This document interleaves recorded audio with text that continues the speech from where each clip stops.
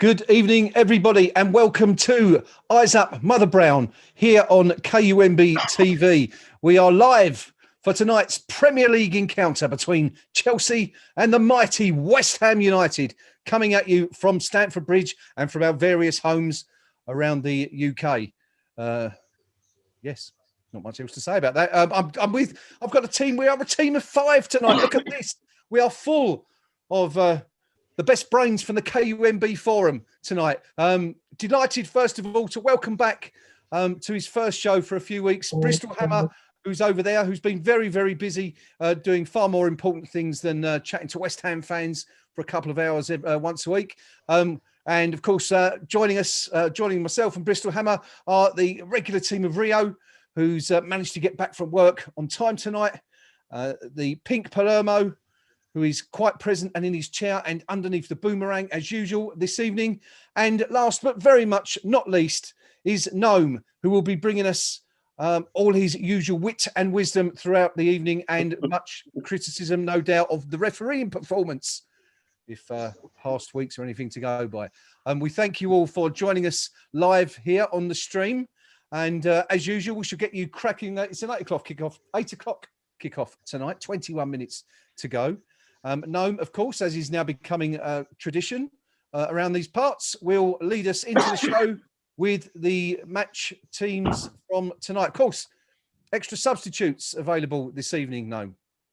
Yes, indeed. And we've got an interesting tactical ploy on the bench, which I'll come to in a minute. But there are 2 changes to the main side. Balbuena's recovered from whatever it was that ailed him. I think it was a groin. And replaces Diop, and making his first start since the start of the season, I think, is Mark Noble, who comes in for Benrahma. So that gives us a lineup of Fabianski, Kufal, Balbuena, Ogbonna, Cresswell, Rice, Souček, Bowen, Noble, Fornals, and Haller. Now on the bench we have Yarmolenko, Benrahma, Snodgrass, Dawson, Diop, Fredericks, Martin, Johnson, and Randolph. Now, you'll notice that we've got the 9 players on the bench.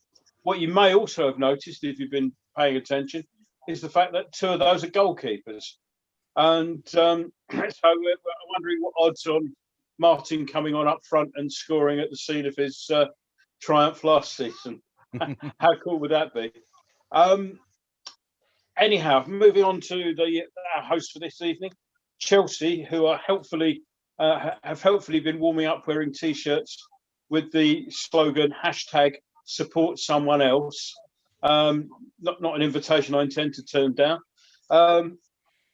They lined up as follows: Mendy, Aspilicueta, Zuma, Thiago Silva, Chilwell, Conte, Jorginho, Mount, Werner, Abraham, and Pulisic. I can never say his name.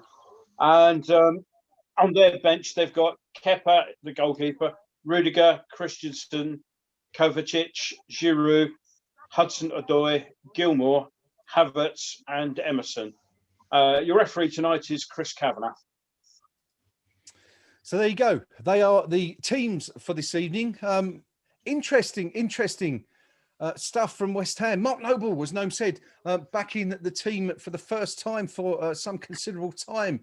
Lanzini, of course, is also out of the 18, if I'm right, which is an interesting one. Breeze, welcome back to the show, buddy. Good to have you back again. What do you make of the West Ham starting lineup there? Well, it's good to be back. And firstly, I'd like to say that as the only tier 2, I'm feeling a little uncomfortable surrounded by all you tier 4s. But hang on, excuse me, tier 3 here. Oh, of course, yeah. You moved up north, didn't you? Again, it looks like we're going to go defensive tonight. Surprise, surprise. It looks like we're going to probably sit deep. Looking at the Chelsea squad, look, maybe Werner out on the wing again.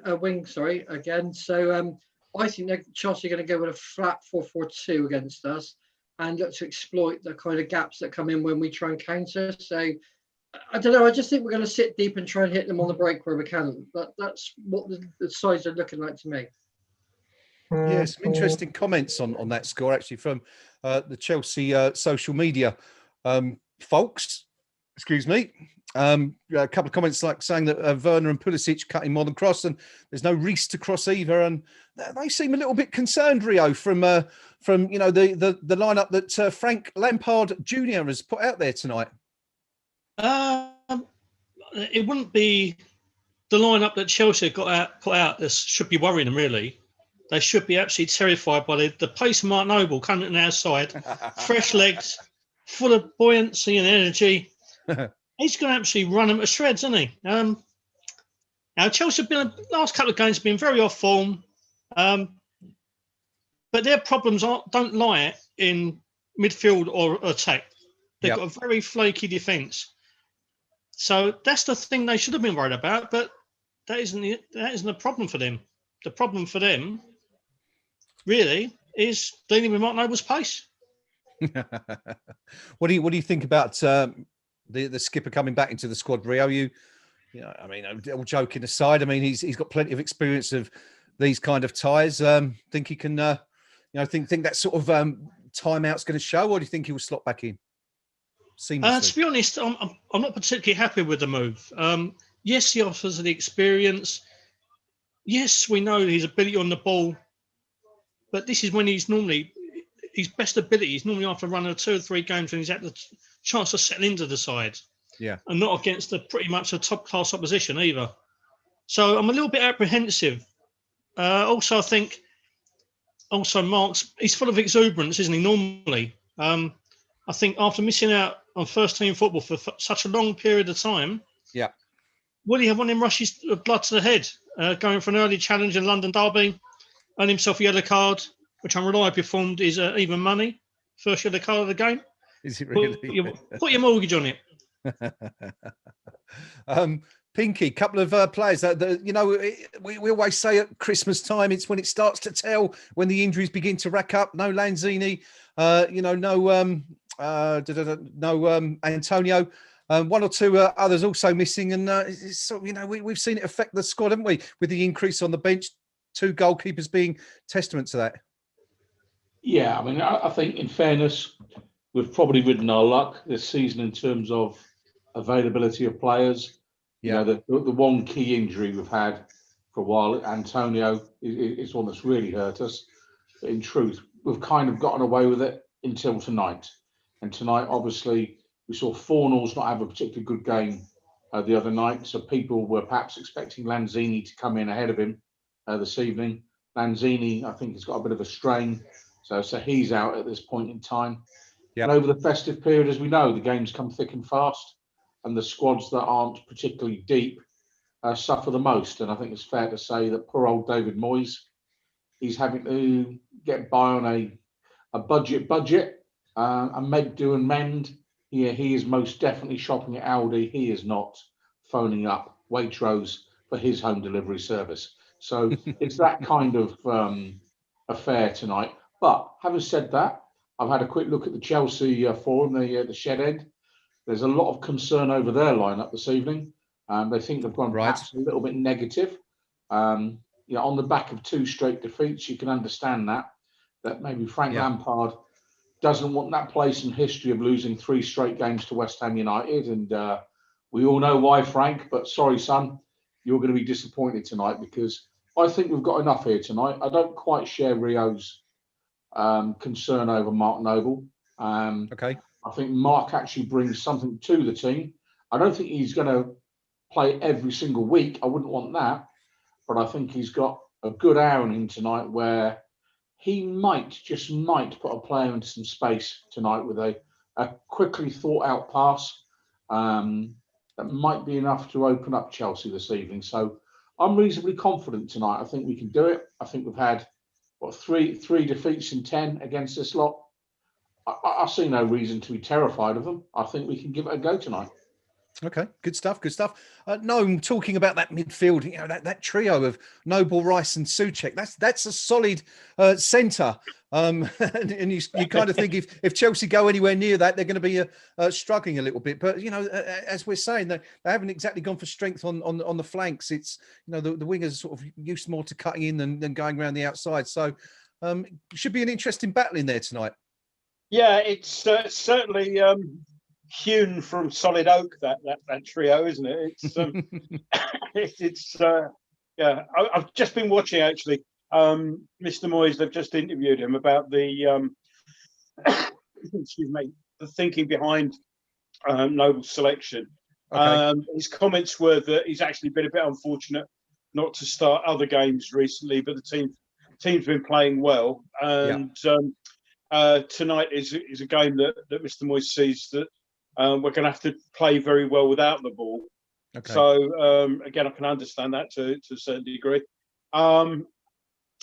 He did make a quick comment about Antonio, who was getting there, but he was never going to be quite ready for this one.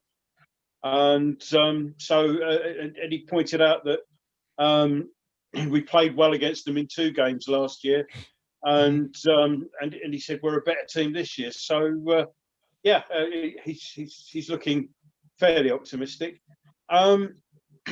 Yeah, I mean, we're going to be needing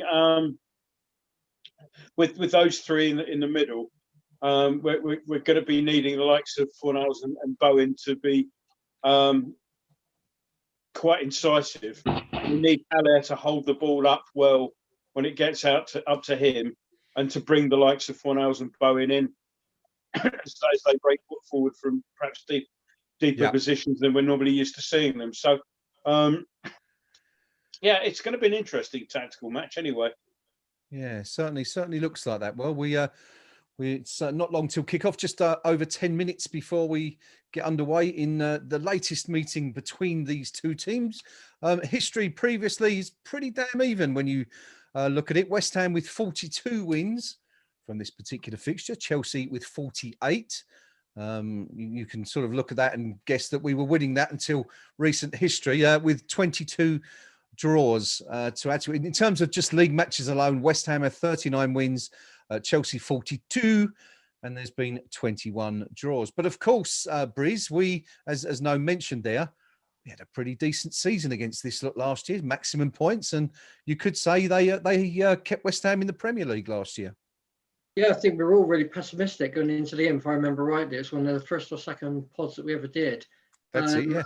And I think we were all sitting there going, or if we can keep the score down to below 2 or below 3, we'll all be all right. And actually, we gave them a game, and we really took it to them. And I think they were a bit shell-shocked in seeing us come at them. And maybe that's the plan tonight. I don't know. Maybe we're going to push Souček up front with Bowen behind Haller. It's hard to guess now. And I think a lot of the teams have been really fluid coming into this period about the formations they play. So I'll be interested to see how we line up. Yeah, it's not completely obvious, is it, from the starting 11 how Moyes is going to go? Briz, if I was, can I push you for a prediction tonight, please, buddy? What are you going for score-wise? Well, I'd like to see us win, but I'm going to be realistic and go for 1-1. Okay, good stuff. I'm sure many of us would take that. 1-1, of course, it was last week against Crystal Palace. We said that it was a really good result for West Ham, given how strong Palace were defensively, and what a fantastic job they did keeping us at bay. 3 or 4 days later, of course, they hosted Liverpool and shipped 7 goals at home. So I guess they used up all their defensive acumen within the 90 minutes in Stratford the last week, but certainly wasn't any of that showing on Saturday, I think it was, against Liverpool. Rio, back-to-back wins against Chelsea last year. As Briz says, it was one of our first Eyes Up Mother Brown shows when Yarmolenko, wasn't it, scored that wonderful winner right at the end. We thought, we had the goal disallowed, didn't we? We was all cursing and moaning. We thought Chelsea were going to nick it right at the end. And, of course, we stole the ball and went up the other end. What are your memories from that night? I think it's the first time we actually saw us score a goal, wasn't it, when we did these live things? I think it was, wasn't it? Yeah. And, yeah. It's the first time that we've ever scored a late winner against one of our biggest rivals, and I've not charged around like lunatics. I was trying to be professional, keep it in, and yeah, that was weird. So after the match finished, I remember my boy hugging me, and as soon as the camera went off, did a little lap of honour of the kitchen. So that's what I remember that mostly. Yeah? It was a quality finish by Yarmolenko, which it topped off a really good night, didn't it? Tonight, though, I have a lot of fears. Okay. The biggest one being that we're changing the dynamic of the side, which has served us so well all season, playing away from home, you know? 5 at the back, hitting on the break. And it's been so effective everywhere. Even the games that we did lose, likes of Arsenal and Liverpool, we could have come away with a point at both easily. We should have won at Arsenal, especially. Yeah. So that dynamic's been altered a little bit by Mark being involved. I obviously trust him implicitly because of what he's done for the club over the years, but his legs are gone. I'm just worried that the whole team's got to change in its approach because of that more defensive attitude. So unfortunately, I'm going to go for a 2-0 defeat and a little bit of misery in work tomorrow where the Chelsea supporting populace will probably let me have it quite a lot. Pinky seems to be disagreeing with you underneath where I'm viewing right now, and looks quite incredulous at that prediction. Frankly, Rio, don't even watch. Turn your set off. Go to bed, because if that's your attitude, you know it's early to bed and no match of the day. You're not even seeing the highlights. Okay, you know. I'm telling you now. Yeah, cometh the hour, cometh the noble, and we can all say his legs have gone. We can all do that. None of us were the player we once were. Although I suspect, Rio, you probably are still the player you once were. I'm pretty sure Graham is. But, you know, I'm not having this Chelsea team made out to be world-beating superstars. You know, let's look at what they've got here. They're on the back of 2 straight defeats. You know, they're not the high-flying Chelsea they were maybe of a month ago. And I think they'll be a little bit nervous there tonight because, you know, they're not looking at the history books from 1965 or 1975.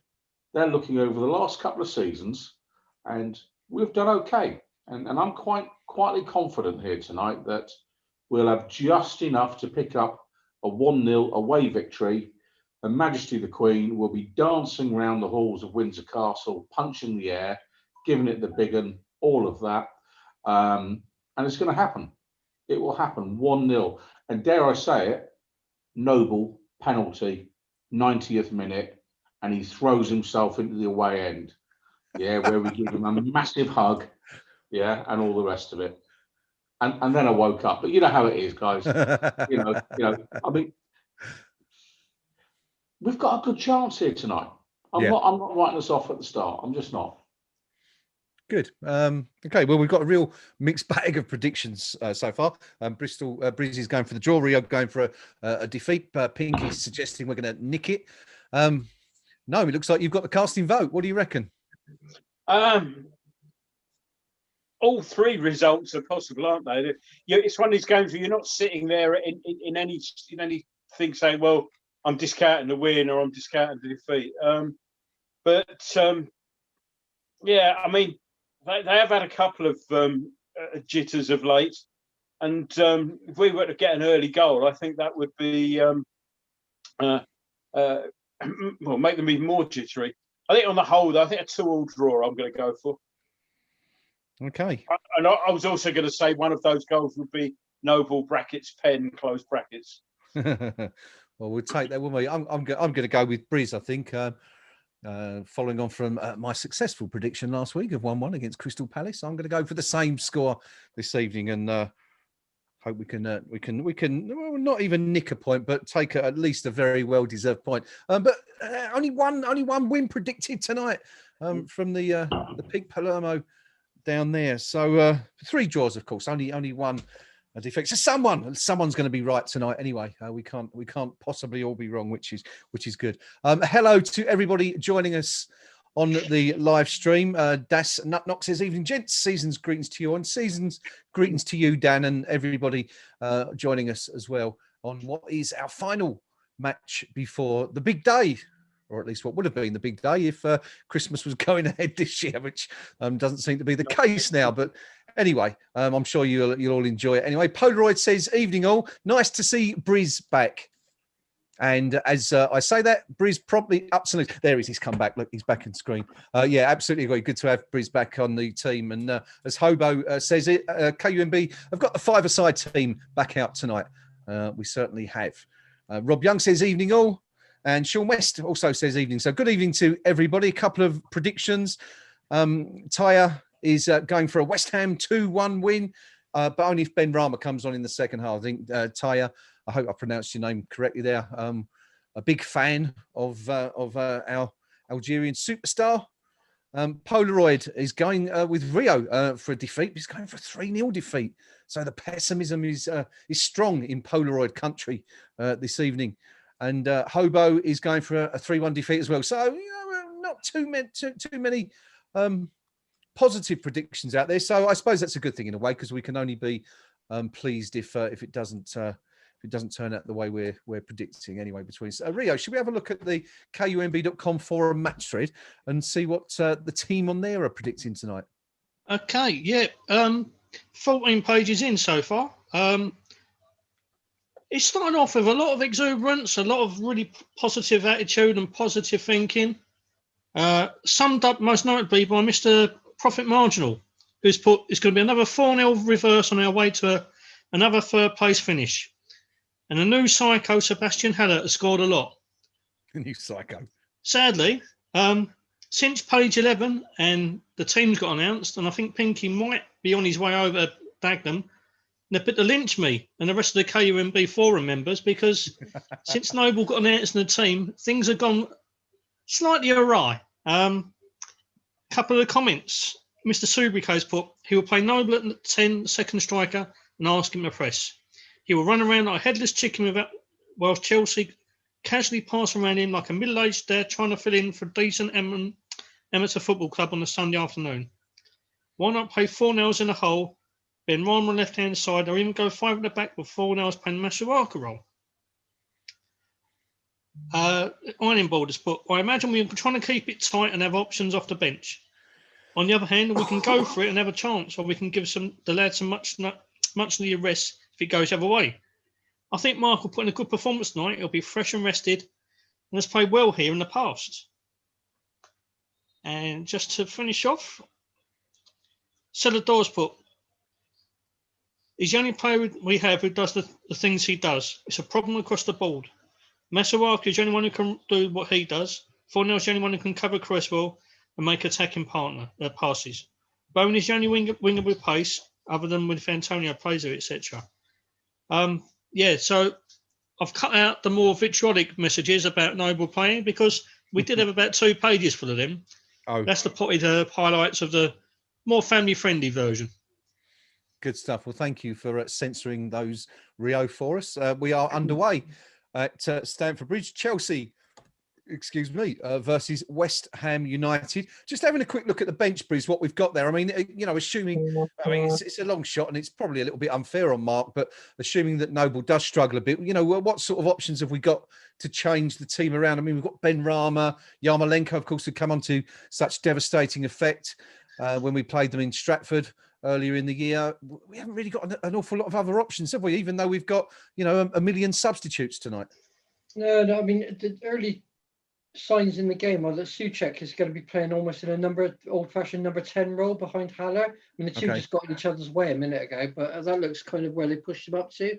So it may be that at some point Souček could drop back into midfield and maybe Benrahma come on and pick back up where they were last time out. So I'm not sure. I agree with you, though. I think the bench looks way for thin tonight, and I think that's kind of indicative of the strength of the squad that we've had all season, really. I think we've been lucky in terms of injuries to get away with it. But definitely looks tonight like we're playing Souček up just behind Haller.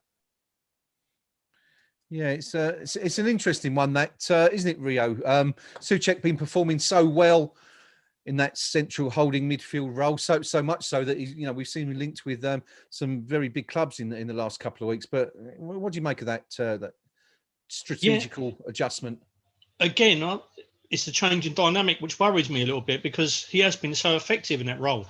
But I know it's a really kind of the cheap analogy. He's performing his other aspects of his Fellaini role, isn't he? Not just a set piece threat from corners and free kicks, but his ability to play off the striker, bit of muscle, try and bring people into play. So I thought Mark might have played a little bit further forward, to be honest, because he did that role to great effect, especially against Norwich at the end of last season. Yeah. It looked like he really suited him at times. I know it's a weaker kind of a class of opposition, but we had two ways that this could have gone. He's decided to play Mark Noble in a deeper role. I just hope we don't get caught out by a little bit of pace. Hang on, just to stick with the theme of the forum then. Well, we've only been playing 3 minutes. Maybe Noble is playing further forward. He just hasn't got there yet. You know, I mean, I think people are being a bit harsh on the captain there, if I'm being honest. If the manager had more or better options, he'd pick them. It's that simple. But, you know, Ben Rama, who most of the supporters will be saying, give him a game, 22 times he gave the ball away the other night. Wow. 22 occasions. You do that against Chelsea, you're going to lose. That's what David Moyes gets paid lots of money to look at. And, you know, for all his lack of pace, there's more chance of Noble hanging onto the ball than there is of Ben Rama hanging onto the ball. And I suspect that sort of swayed the thought process. Okay, good stuff.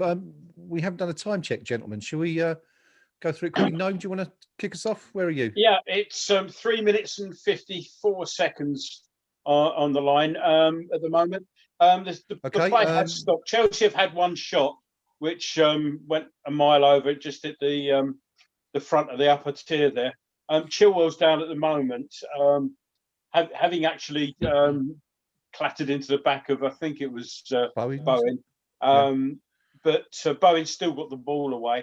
But as Bowen went down, the back of Bowen's heel caught Chilwell. So nothing much happening at the moment.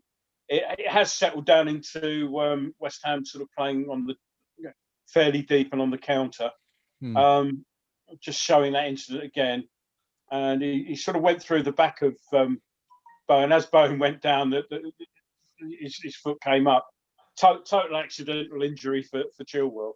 The ref did actually play advantage for the foul on Bowen there. But couple of things I've noted so far is that the ball, a couple of times the ball has come to Haller. First time he didn't really do much to keep hold of it. Second time he sort of lost it, but he lost it to one of our players in the end. Something to keep an eye on. We need to be a bit stronger in those positions. And secondly, all this talk about how far forward Noble's playing.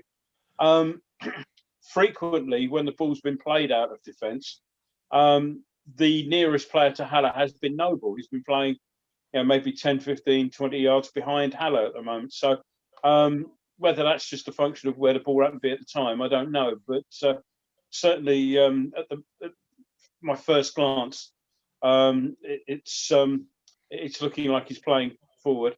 The game, I think, is about to restart. Yeah, with a drop ball, and it's away we go again. So that took a good 2 minutes. That's 5 minutes 55 now. Yeah, I was going to say that was an awful long time he was down for there, wasn't it? Yeah. For an injury like that. So West Ham win a free kick now. Haller has just been upended. Still on the floor. I think he landed awkwardly more than anything else. Okay. He just came through the back of his leg as he turned there. He's holding his neck for some reason. But free kick anyway. About halfway between the centres. A lovely ball in the penalty area. Yes. We have a goal. It's Chelsea nil, West Ham United 1. Rio took us. No, game over. It's not a goal. Let's have a look. I'm reliant on you guys because I'm some 30 seconds or so behind. Rio, what talk us through it? What happened there? Really clever free kick from Aaron Cresswell. Quick thinking, slid it behind an unprepared Chelsea defenders line up for the free kick for Declan Rice, who took the ball as he peeled off behind the wall. went round the keeper and slotted in really nicely, but it was marginally offside. It's the correct call, I'm afraid, but really good thinking that was by Creswell. Really well worked move, West Ham, and let's hope we see more of that. No need for VAR on that occasion, Briz. They've got it just about right, haven't they, there, looking at the replay? Yeah, again, I'm about 3 seconds behind everyone else, so you're going to have to kind of bear with me catching up on some of the calls. But I think it was right call was made. He looked offside. But again, I wouldn't be happy if I was Chelsea with Mendy as a keeper. He looked awful. He was way out of position when the ball came in. Caught cold. And also, I think the Chilwell injury was more of an ankle twist than the Bowen catching him. I think when he came into the back of Bowen, he twisted his ankle. So, okay. But Chelsea on the attack now, out for a corner. Out for a corner. Yeah, what I would say is that free kick reminded me. That might be Chilwell's end of his game. Actually, is that him down there now? Yeah, Chilwell's sitting on his backside. I think it's his game. Yeah, as Bowen's leg flicked up, it caught Chilwell, and it was when he went down. It's just showing it again now. He caught it there, and as he caught him, the ankle twisted there. And one of those painful ones that, he's gonna. I think that'll probably be the end of his game. But the thing about the non-goal, as I say, we had a free kick like that against Liverpool a couple of seasons ago. If you remember the one where we went 1-0 down because the linesman felt a 5-yard offside, we got a free kick shortly after. It was exactly the same position, and it was the same ball played into Antonio. When everyone was expecting the sort of high cross. And at that time, Antonio scored. This time, Declan's run was just a tad too early. Chilwell's off now, and Emerson is on to replace him. So, corner to Chelsea from the Chelsea right. You want to stay with me? Swung across. And it's in. Silva's put it away. Don't know what their free header. Well, I'll have to see that again, but I'm not quite sure what went on there. I don't think the marking was at all up to scratch. Let's have a look at it again. So we've gone from West Ham hopefully being or looking like going ahead to falling 1-0 behind in the space of a couple of minutes. Pinky, not the best start for West Ham then. No, it's very disappointing to concede such a soft goal. I mean, he's had basically a free header there, and he's not going to miss. That is disappointing. I was just thinking back to the Rice non-goal goal. I don't think there's an awful lot of celebration going on. So I'm just going to put that little marker down. But yeah, for the Chelsea goal there, too easy, just too easy. And if we're going to give goals like that away, it's going to be a long, hard second half of the season. I think to be fair to Rice, he probably saw the linesman's flag, which was up as soon as the ball had got in. He turned around and he had that look on his face as if to say, "Oh no," you know. So you'd look a bit of a mug celebrating it if you know the flag's gone up. They all count, Rio. I mean, you celebrate every goal you score, surely. Yeah. But if you see the flags up, then you're not going to, are you? I would. 10 minutes gone. Chelsea 1, West Ham United 0. Just having a quick look at that there, Rio. It looked like Bowen was marking Silva on the edge of the box, and Silva, I think it was, went to the near post, and Bowen was just flat-footed and stationary. Didn't go at all. Yeah. Whoever it was, I think it might have been Balbuena had a bit to do with it as well, but I think it was Mason Mount run to the near post, drew one defender away. It just left acres of space for Thiago, and he was never going to miss that, was he? Just simple, and we've defended so well from set pieces, and it's just popped up on Sky. Actually, that's the first one we conceded from a set piece all season. Well, Chelsea have another one now, and let's hope the marking's a little bit more awake. Cross comes in again, and this time it's Souček clears, and the ball's played all the way back to Mendy back in the Chelsea goal. It's concentration, isn't it? And how often do you see that happening where there's a break in play? We had that break in play for the Chilwell substitution, and we hadn't switched back on again. And Chelsea are actually having all the play at the moment. It's coming all down their right-hand side, our left. And we're going to have to sort of weather this for a few minutes and sort of gather our thoughts and sort of start concentrating again. But yeah, I mean that break in play probably had a lot to do with the lapse in concentration. Yeah, interesting to know. Trying to go down the left, and Emerson plays it back. It's going across the box. Nice ball played into the box on the right-hand side. Played across the 6-yard box. Nobody in there from Chelsea. And Emerson keeps it in but slips. And then puts the ball out for a goal kick. Emerson's obviously borrowed some Cresswell boots there.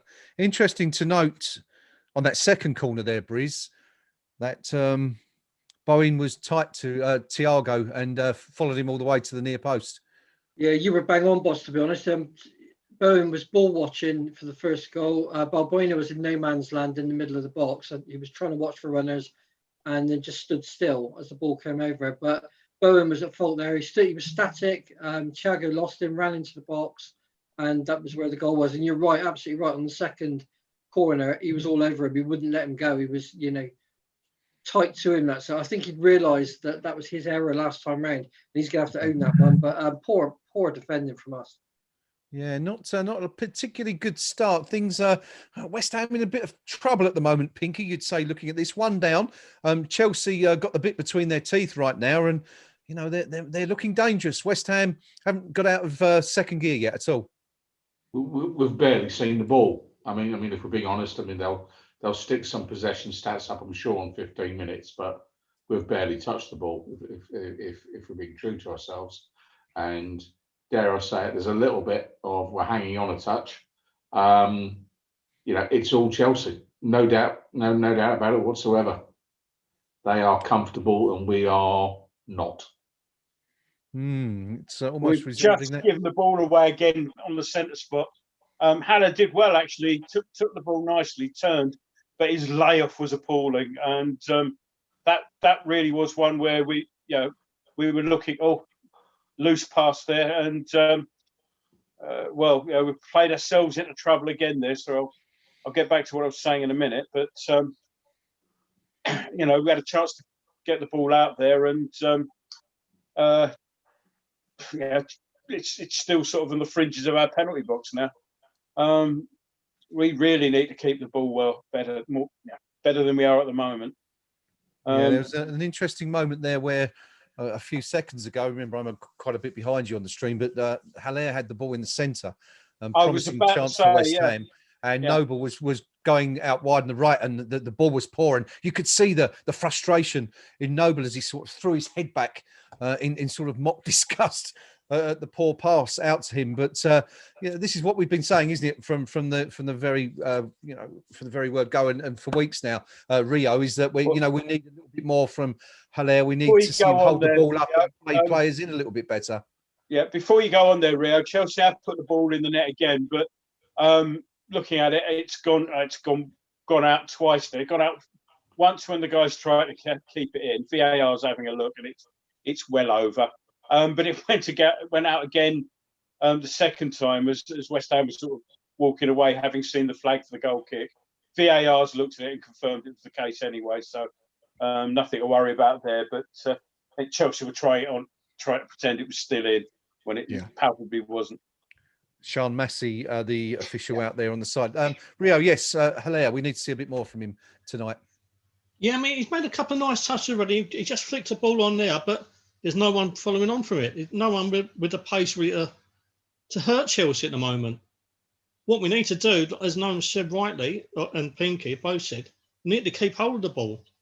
Because to be honest, when I'm watching Chelsea in the opening 15 minutes, they look a yard quicker than us, but they still, when we're attacking, they're prone to being sloppy errors themselves. So when we do get hold of the ball, we've got to try and keep it and try and work something out here. But it's not looking great, to be honest. I think we need a bit of a 5 or 10 minute spell just to calm this game down, get into it, get a foot on the ball. I would not be averse to seeing a bit of a couple of challenges going on then, because they're not a great side. They need hurting. They need hurting one way or the other. Yeah, Noble, Mark Noble, noticeably doing a lot of chasing there. Gnome, sitting in front of the midfield four. So it'll be interesting to see how that works out. But I guess typically you probably wouldn't want a 33-year-old, doing that sort of job, would you, for 90 minutes? No, I've just watched him put in a complete non-challenge there, and really he should have done better with the challenge there to win the ball. Which are now looking at, and Declan's just come and gone through Puselet, so it's a free kick to Chelsea now. It was a free kick. Declan didn't get anything, the ball came through him with it. And so it's a free kick, sort of level with the left-hand side of the penalty area, about halfway inside, or maybe 2/3 way inside our half. And just waiting for it to be taken. It's swung in, and it all comes right the way through to number 11 there. It's cleared now, but again, Warner's number 11 there. He was at the back post, and it eluded everyone, came through to the back post, but the cross was cleared. But again, we've not held on to it, and it's now with the Chelsea back players, and who are now sort of looking to build again. Interesting. I'm just thinking there while you're talking, Norman. Obviously, we're not going to get one tonight now because Chelsea have scored. But I'm just wondering how long it is, on average, that the West Ham get a goalless draw. Because since we started doing these streams, Briz, we haven't seen one, have we? Well, I can remember it, to be honest. I mean, obviously it's off the table tonight, but I think we've been better at defending. I think we've been unlucky in some of the goals that we've conceded, but I'm just kind of watching tonight, and I think one of the problems we've got tonight, and it looks, again, it's a formation problem, is that we're losing the ability for the high press. So where we would get the ball back and Bowen and Fornals would press high onto the defenders and force errors, Noble's not doing that in the centre. So because he takes a while to catch up with play, it gives them a chance to play the ball into the centre and take the pressure off. And we're really missing that kind of quick player, kind of Lanzini type, or Fornals if he plays in the centre. Noble's just not up to doing that. And I think we're going to have to think about what we do as a team to kind of try and come up with something different, because what we're doing at the moment just isn't working. But I can only see one result at this point. We seem to be defending terribly. Yeah, another chance for Chelsea. That's a fair point, Bruce, that you make there, but this is where Moyes has probably boxed himself in, having selected Noble to do a job. The fact that clearly tonight it's obvious that he's not doing that job. Change him now, you humiliate the club captain and finish his career forever. You can't do it because you might need him later in the season. So I don't see any changes before half time, even though it does look fairly obvious that he's struggling against this lot. I have to be honest though, with the ball, he's been one of our best players. So once he's had the ball at feet, his passing, again, as always, has been really first class. Yeah, and absolutely bang on. But he's just so much off the pace that he can't make room for himself to get the ball. Go on, son. Through and out. Haller's bearing down on goal, but he was so slow there. He'd done the fullback, and really wanted to get his head down, charge in on goal, but it was so ponderous that everybody got back and took the ball off him. That was very disappointing. The ball was played out wide, and the Chelsea player completely, she was playing left there. That was Conte, completely misjudged the ball. And he's got Cresswell's boots on as well, which didn't help things. And Haller did well to get away from him, and it was then he should have been bearing down on goal, but nothing happened. Now we seem to have a free kick here. I'm not sure what's happened because they were showing the replay, and Bowen's down on the deck, so clearly he's been cleaned out somehow. They haven't shown the actual incident yet. We've got Bowen and Kufal on the ball. Bowen's up now, and free kick in a dangerous position. And so Kufal and Bowen, and it's going to be Kufal to take. Cross goes in. Dangerous looking cross, but Chelsea clear it to the edge of the box. Fornals puts the cross in. And again, Chelsea deal with it, and now they're bringing it away. Some good recovery work from Souček, but again, we're not too confident with that clearance, and Chelsea got the ball back. And ball's out wide there with number 9 there for Chelsea. Sorry, Abraham's their number 9, isn't he, tonight? Yeah. Yep. Abraham. Yeah. So, you know, we had chances to make a proper fist of that clearance and didn't. And we're a bit sloppy tonight, it has to be said. The passing's not great. A few minutes ago, you might have seen me sort of throw my hands up at Haller, where, again, a ball was played up to him. There was a player making the run alongside that if he could have found him, would have been great. And instead of actually sort of holding it, turning, playing a nice side foot off, he decided to be extravagant and try and do a back flick, you know, through his own legs, and it was completely messed it up. So yeah, and that's been the story of today. When Haller has controlled the ball, his distribution has been poor, and occasionally he hasn't actually controlled the ball either. So need a bit more from him, I'm afraid. Yeah, we certainly do. We are at the halfway point of the first half. Of quick first look at those match stats before we jump in and have a quick look at the forums. Pinky mentioned the possession stat a few minutes ago. Well, I can tell you that Chelsea have enjoyed 82% of possession in the first half of the first half. West Ham just 18%. Chelsea 2 shots to West Ham's none, and Chelsea the only 1 shot on target, which was of course the goal. So for all that possession, they're not really doing an awful lot with it at the moment, Briz, which I suppose is good for West Ham in one way. Yeah, I mean, they've had a couple of shots that have fizzed across the 6-yard box, and I think they've been unlucky not to get someone on the end of that. We've ridden our luck a bit, and hopefully that'll play out, and we'll get a bit more confident, come back into the game. But again, I'm just the shape's all wrong. With the personnel we've got on the pitch, the shape's wrong. We're going to have to do something about that, because what's happening is the moment we lose the ball, they counter, and we're so short bodies in midfield that they're just overloading us on the attack. So we're going to have to do something to counter that. And I don't know whether the answer is, I agree with Pinky. I'm not sure taking Noble off is going to be the kind of thing that makes a difference. I would like to see us maybe drop Noble back into midfield and keep them in a 3 with Souček and Rice, and maybe push Yarmolenko on instead of kind of Fornals in the second half, and give him license to kind of roam up and through, because at the moment we're just not doing anything or doing enough to create chances. We're just getting cut out of every time we get a ball up front to somebody, there's not enough bodies up front, then they counter and there's not enough bodies at the back. So we're losing that pace in between, which we need to pick up from somewhere. And I think a shape change is the only thing that's going to do it. Yeah, it's an interesting one. At the moment, both Fornals and to a slightly lesser degree, Bowen, Pinky have been completely anonymous for the opening 25 minutes. All played through from Bowen, gets through. Fornals drilled it across goal. Nobody on the end of it. Not Fornals, sorry, Cresswell. Cresswell got into a good position there. Bowen spotted him. It wasn't the greatest of balls, but it eluded the Chelsea defender there. And really should have done better there. Cresswell bore down on goal, and as I say, fired it across the 6-yard box. Nobody in the 6-yard box for West Ham. Shame. Real chance, real opportunity. Best opportunity for a while there. Well, I suppose we're at least we're picking up bits and bobs. It's slightly improving, isn't it? And Pinky, yeah, we were just going to chat there about Bowen and Fornals not really getting involved yet. So Chelsea get the ball away here. Bowen's on a run. Nearly a good ball. Said that. Cross comes in. Can Haller get on the end of it?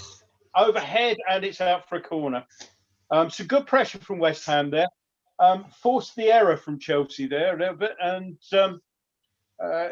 when I say an overhead kick from Haller, it was more a sort of flicking over his head rather than anything else. Perhaps slight hint of offside had it gone any further than that. But Chelsea taking no chances. Zuma put it out for a corner there. So corner to West Ham on the West Ham left. Let's see what we can do from this. Cresswell picks the blade of grass he wants the ball stood on, and just still waiting. Crossing from Cresswell. Souček's up. Oh, it's bobbling about. It's up in the air in the area. Souček gets something on it. I think that might have flicked off a Chelsea defender. Well, they're claiming it did, but it doesn't look like it's been given as such. Let's have a look at this. Yeah, Souček got on the end of it, headed it in. Chelsea tried to clear it up in the air, bobbled around a bit, and I think that might have been a corner. Nothing given, unfortunately. But yeah, better stuff from West Ham in the last few minutes. But Pinky, we were just going to talk about the wide men there, Fornals and Bowen, not really getting involved so far. Yeah, I mean, Bowen's drifting inside to try and get a bit more involved. Fornals, on the other hand, really is pretty anonymous tonight, as he was the other night. So that's a concern. For my money, though, the big difference between the two here tonight, even when we had a sort of promising attacking moment a few moments ago, we had 3 players in the box and Chelsea had 8. And in just a pure numbers game, we're going to lose that battle. Chelsea are getting up and down the pitch as a unit better than we are. That would be my sort of main observation tonight. And it's something that we've done very well early in the season, that we're just not doing in recent matches quite so well. So I think there's gaps appearing between our lines that Chelsea are a lot more disciplined this evening. But having said that, the last 3 or 4 minutes has clearly been our best spell of the first half. But Chelsea that's back now. Yeah. Shoots of better stuff. Some signs of encouragement, I guess. Which is, we've got to take what we can get at the moment. It's been pretty bereft of any glorious chances anyway for West Ham so far. We're going to have a quick look at the forums in just a moment. Connor Green posting on YouTube chat says Chelsea are sloppy when you put pressure on them, and he agrees with Bristol that we need to change the shape and press more, suggesting that Bowen could cause them huge problems if allowed to run a little bit freer with the shackles off. Rio, KUMB.com forum, match thread. It's Chelsea 1, West Ham United 0, 29 minutes gone. What's the verdict so far? Yeah, not a lot of happy campers out there. I'm afraid that the skipper's getting the majority of the abuse. There was caution being taken off by quite a few people after about 20 minutes. A couple of comments since then. 61 Dixie has put, being totally bossed in every area. Oh, yes! I think there's going to flag up there again for some infringement. Haller won the ball in the air, nodded it into the box, and it ended up with Bowen, who, let's see what's wrong with this now. Haller wins that cleanly. Souček heads it in. Well, Bowen's on the defender. Defender goes down like a sack of spuds. Really? Sure, man. You didn't even eat him. Really? That's just That's a foul. He didn't even touch him. That's a defender diving to win a free kick. Now, I don't know what stage the whistle went there, but if that had been up the other end, they've been looking at that for penalties, and VAR doesn't seem to have been involved. That was a bit iffy, and been denied a decent goal there. There certainly doesn't seem to be an awful lot of pressure from Bowen on Thiago there. I'm just trying to see it again. And I think he might trip him. Is there a trip there? Do we think possibly Breeze?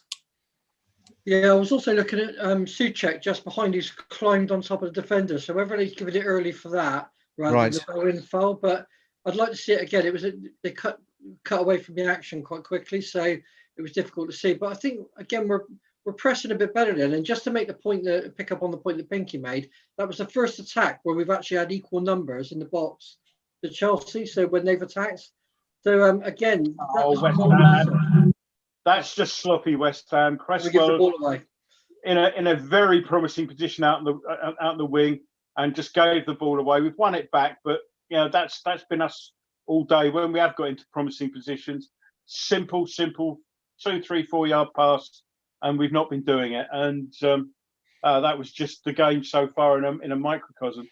Yeah, I just want to give props momentarily to Bowen for a wonderful crossfield pass, almost like a reverse crossfield pass, facing away from the Chelsea goal to Cresswell, sort of 50, 60-yard pass. Good stuff. Rio, we were looking at the KUMB forum before that opportunity for West Ham. Yes.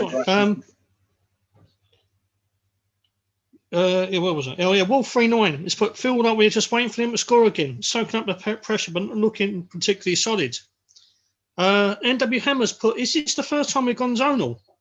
I think I was referring to our defensive woes for conceding the goal. Vienna's put, this is and will be our worst performance of the season. Pop, and this is pretty much what a lot of people have been saying. Why play Noble? The guy is slower than my mum's old mobility scooter. McNightmare, the game is passing Noble and Thornells a bit. Balbrain not having a great game either. A couple of things pointed out though. Regarding Haller. Haller's done a lot of jockeying. This is Patio Hammer and playing deep for a striker. I suppose there's no way he's going to get a sniff of the ball. And Celador's put one more player with pace and we score here. Heller's got the ball and there's no one to pass to. It's happening time and time again. So, yeah, he's not had the greatest start of the game, but he has been largely star of the support and decent service as well. Yes. Now Kufal could get in here. He's played an early crossing, but it's cut out easily. It wasn't a great ball. And that was played back in. I think it was Owen. Silver's got the ball in the breadbasket there. I think it was Bowen actually took a swing at it and might have been on target. Kufal did well here. First crossing was pretty awful, but came back to him and he nodded it in, and it was Souček. Let's have a look, see where it hits. I hit him in the chest rather than anywhere lower. So Silver's just sort of knocked the wind out of him for a second or two, but he's all right. Yeah. The way he went down, I did wonder if it hit him, shall we say, slightly lower, which is always funny when it's not you. If you've ever played and it's happened to somebody else, there's a sort of a collective sense of amusement and everyone, usually followed by comments of "Don't rub them, count them." Yeah, he's not had a good spell, has he? The last few minutes, Thiago, down in mock agony on that Bowen challenge, and then took one right in the as Gnome said, they're right in the bread bin, and probably made a bit more of it than he perhaps should have done for someone of his experience and age. But there you go, that's the modern day footballer for you. I'm delighted to reveal that West Ham's percentage of possession has risen from 19% to 34% in the last 5 minutes. There's some indication there, perhaps, of the fact that West Ham have seen a little bit more of the ball. We've seen Pinky the ball in the net 4 times already tonight, but still only 1 goal. That's an interesting statistic. Yeah, and there's a lot of chat on the Chelsea forum that they're pretty certain that we're going to score 1 or 2. Huge criticism by the Chelsea fans of their defence. They're very, very nervous about it. And, they're all clearly commenting that we are coming back into this game. And there's a lot of frustration on their supporters' part that when they were well on top, they didn't put the game to bed. So, this ain't over yet. And it's a marked difference with Noble between when he's on the ball and when he's chasing the ball. Yeah. It really is chalk and cheese. On the ball, he looks probably our best player in terms of knowing what to do with it. But without the ball, Chelsea have figured out, just run at him, and a little jink and you passed him. And it's not a good look. And David Moyes has got a tough decision to make there at the interval, I suspect. It's going to be very interesting to see what West Ham team comes out for the second half, regardless of whether it stays like this or not. We're having a spell at the moment. Let's say Rice is out there with Cresswell, and Chelsea a little bit on the back foot. It's just we need to be a bit more penetrative. Lovely ball played into Rice. Who can he keep it in? He does, but can't get the ball in to anybody in any good position. Noble's on the ball now. Plays it out wide again. Another good cross put in, but it's blocked again by from Cresswell. Back to Noble, still out on the left here. And this is a good little spell of possession, but Noble's ball plays Rice into trouble, and it's gone out. Well, Noble's claiming the throw in, but it's given to Chelsea. Well done. Noble's back on.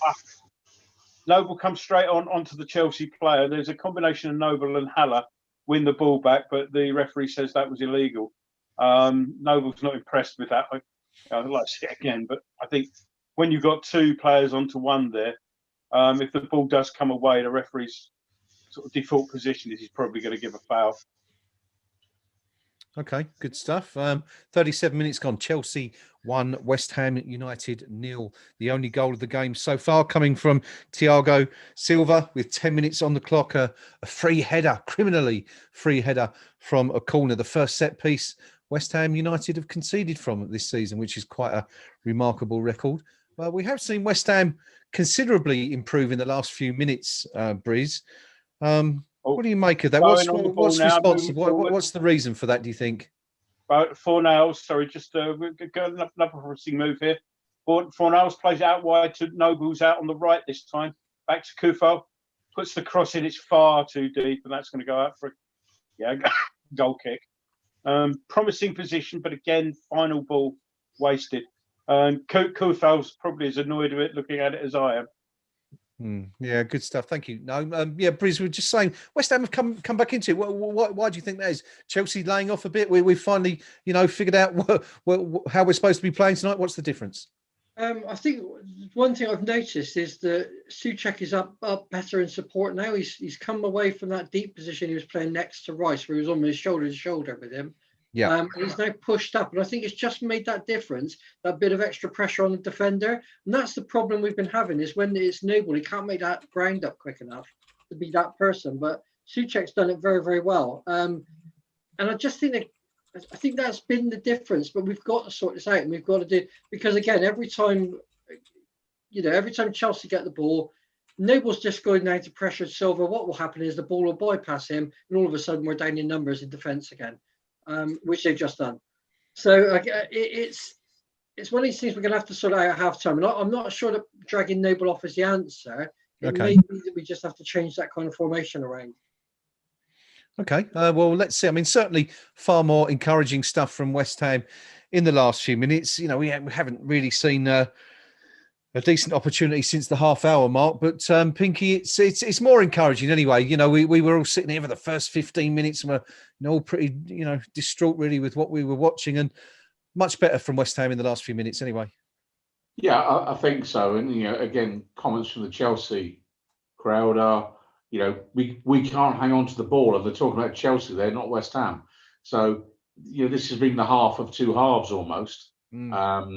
And I think obviously we've weathered that early storm when Chelsea looked like they were going to score every time they went forward. Seemingly the last 15 minutes, they've barely threatened at all. We've been pretty much on top. So we're still in this. We are still absolutely in this. It's only a goal down. Anything could happen here now. Yeah, definitely. Well, there's only one goal in it. Of course, you've always got a chance. And interesting, looking at the statistics again briefly, there in West Ham now up to 40% possession, but we've had 3 shots at goal to Chelsea's 2 now. So we actually lead in the shot count. So that's, I suppose, reasonably indicative of the way the wind has been blowing in the last 15 minutes or so. Yeah, I think we're actually trying to take the ball off Chelsea further up the pitch. And I've just been caught there. Referee's given it, hasn't he? Yeah, thankfully. Cresswell got caught there on the ball again, thankfully illegally. Otherwise, Chelsea were away there. Let's have a look at it now. Oh, yeah, maybe not an awful lot in that, but we'll take it. We're taking the ball off Chelsea further up the pitch, and it means they're also sort of trying to play it longer from deeper. And of course, that's also easy to pick off. As Rice wins the ball out on the left, we're in good position here. Tries to square. Tries to square it across. It's cut. Defender sticks a leg out and it rolls through to Mendy. As Declan says, "Dear me," or something to that effect. Just looking at it now. Let's have a look.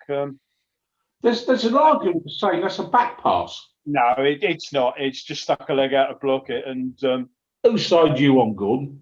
I'm on the side of truth, justice, and the American way, or something like that.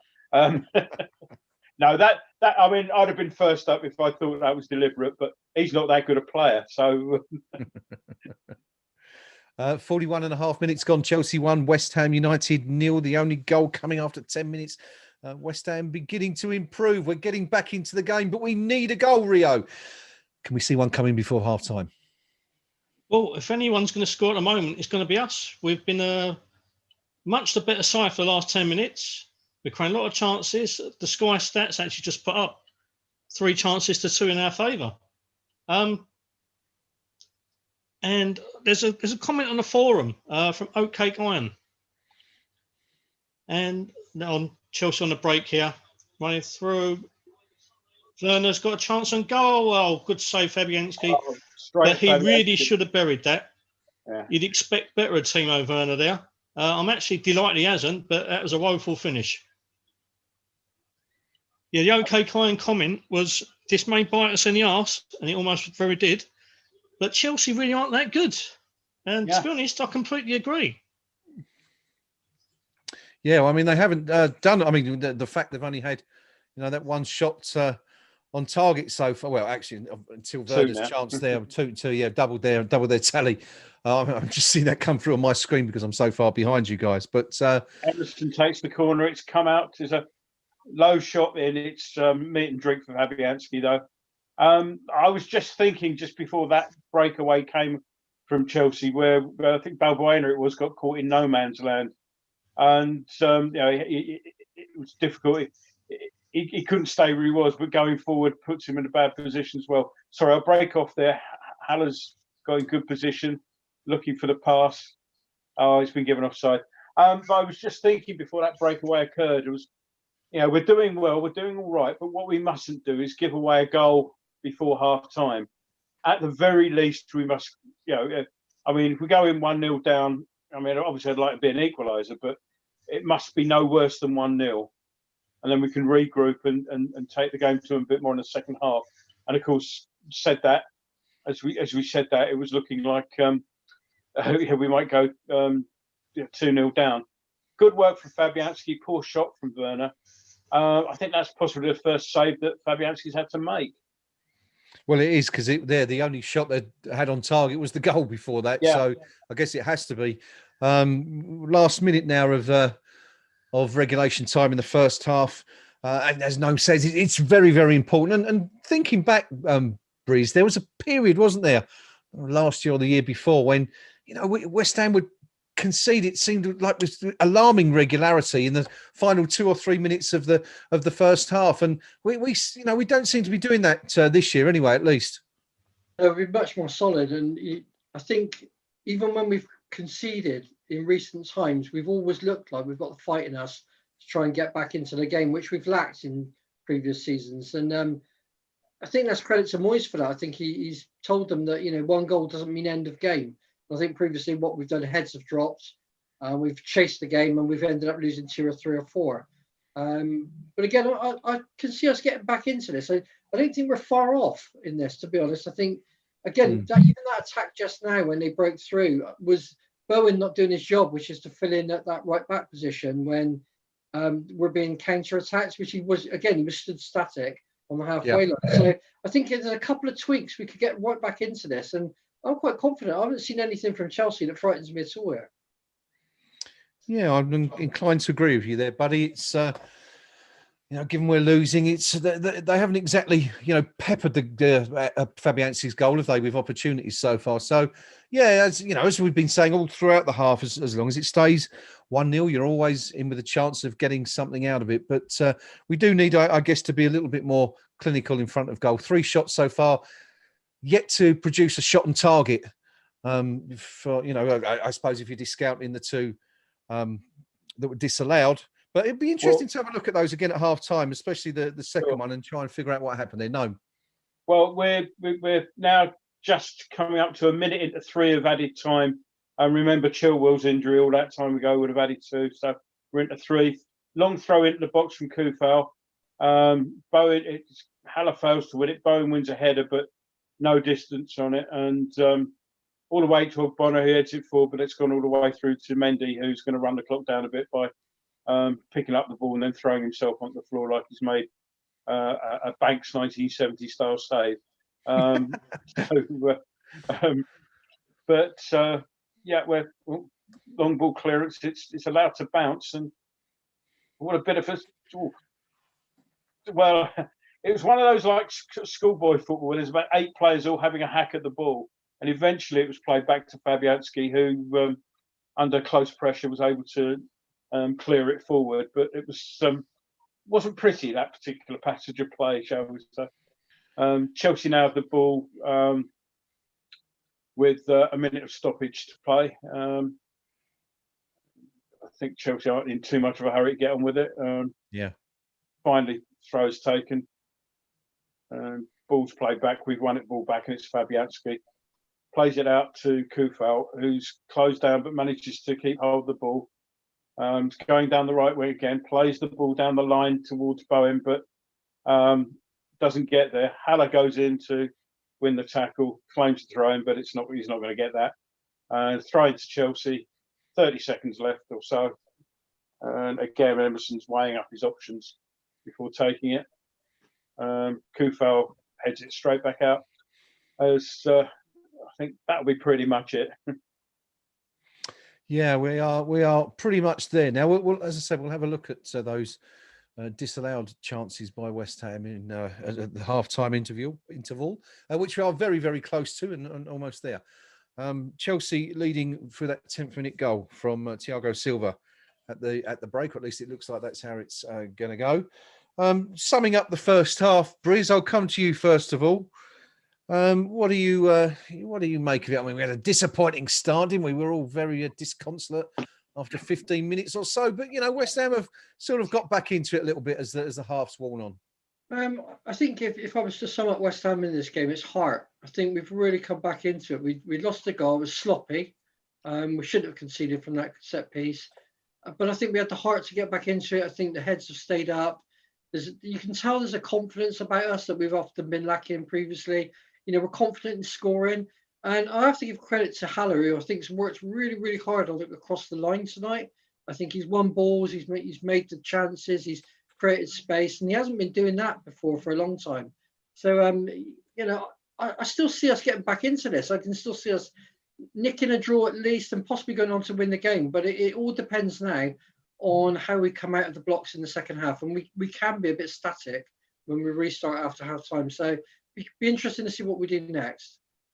Yeah, we've had a couple of reasonably dodgy starts, haven't we? And in recent games, Manchester United, of course, being a good case of that when we came out of the blocks very, very slowly. But then again, I suppose Haller scored last week, and we had the recent performance where Ben Rama came on and made the difference within about 30 seconds. So I suppose looking at that, you could perhaps, Rio, expect something to happen, at least at one end of the pitch within the opening 5 or 10 minutes of the second half.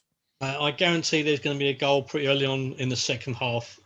Which way it's going to go, not entirely sure, but judging on that last 15 minutes or so, it'd be us.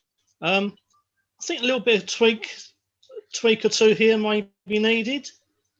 But as Bruce said, you can take heart by it, the way that we regrouped and came at them. Let's be honest, Chelsea aren't a great side. They do look like a yard quicker than us, but when they have the ball, they haven't hurt us at all. And they're equally as sloppy as we are. The thing that I think we're suffering as a team through this, I never thought I'd ever say this, but we are missing Arthur Masuaku, because that natural left-sided player is actually losing him. It's been noticeable in the last 2 games, has nullified the effect of Padua Fornells. He's been doing so much defensive work, tracking back and covering Creswell, that he isn't being able to get onto the ball and play the passes that we know he can do. Yeah. He's actually done more defensive work than he has in the final third this evening. And that's where Heller's missing the support. He needs Fornells up alongside him. He needs Souček another 10 yards nearer. I'm afraid to say all, I think the skipper's got the maximum 10 minutes in. If he comes out for the second half, he's got 10 minutes to the tops. Because he has got woefully off the pace. Even though he did come into the game a little bit late on, getting to settle down and look a little bit better.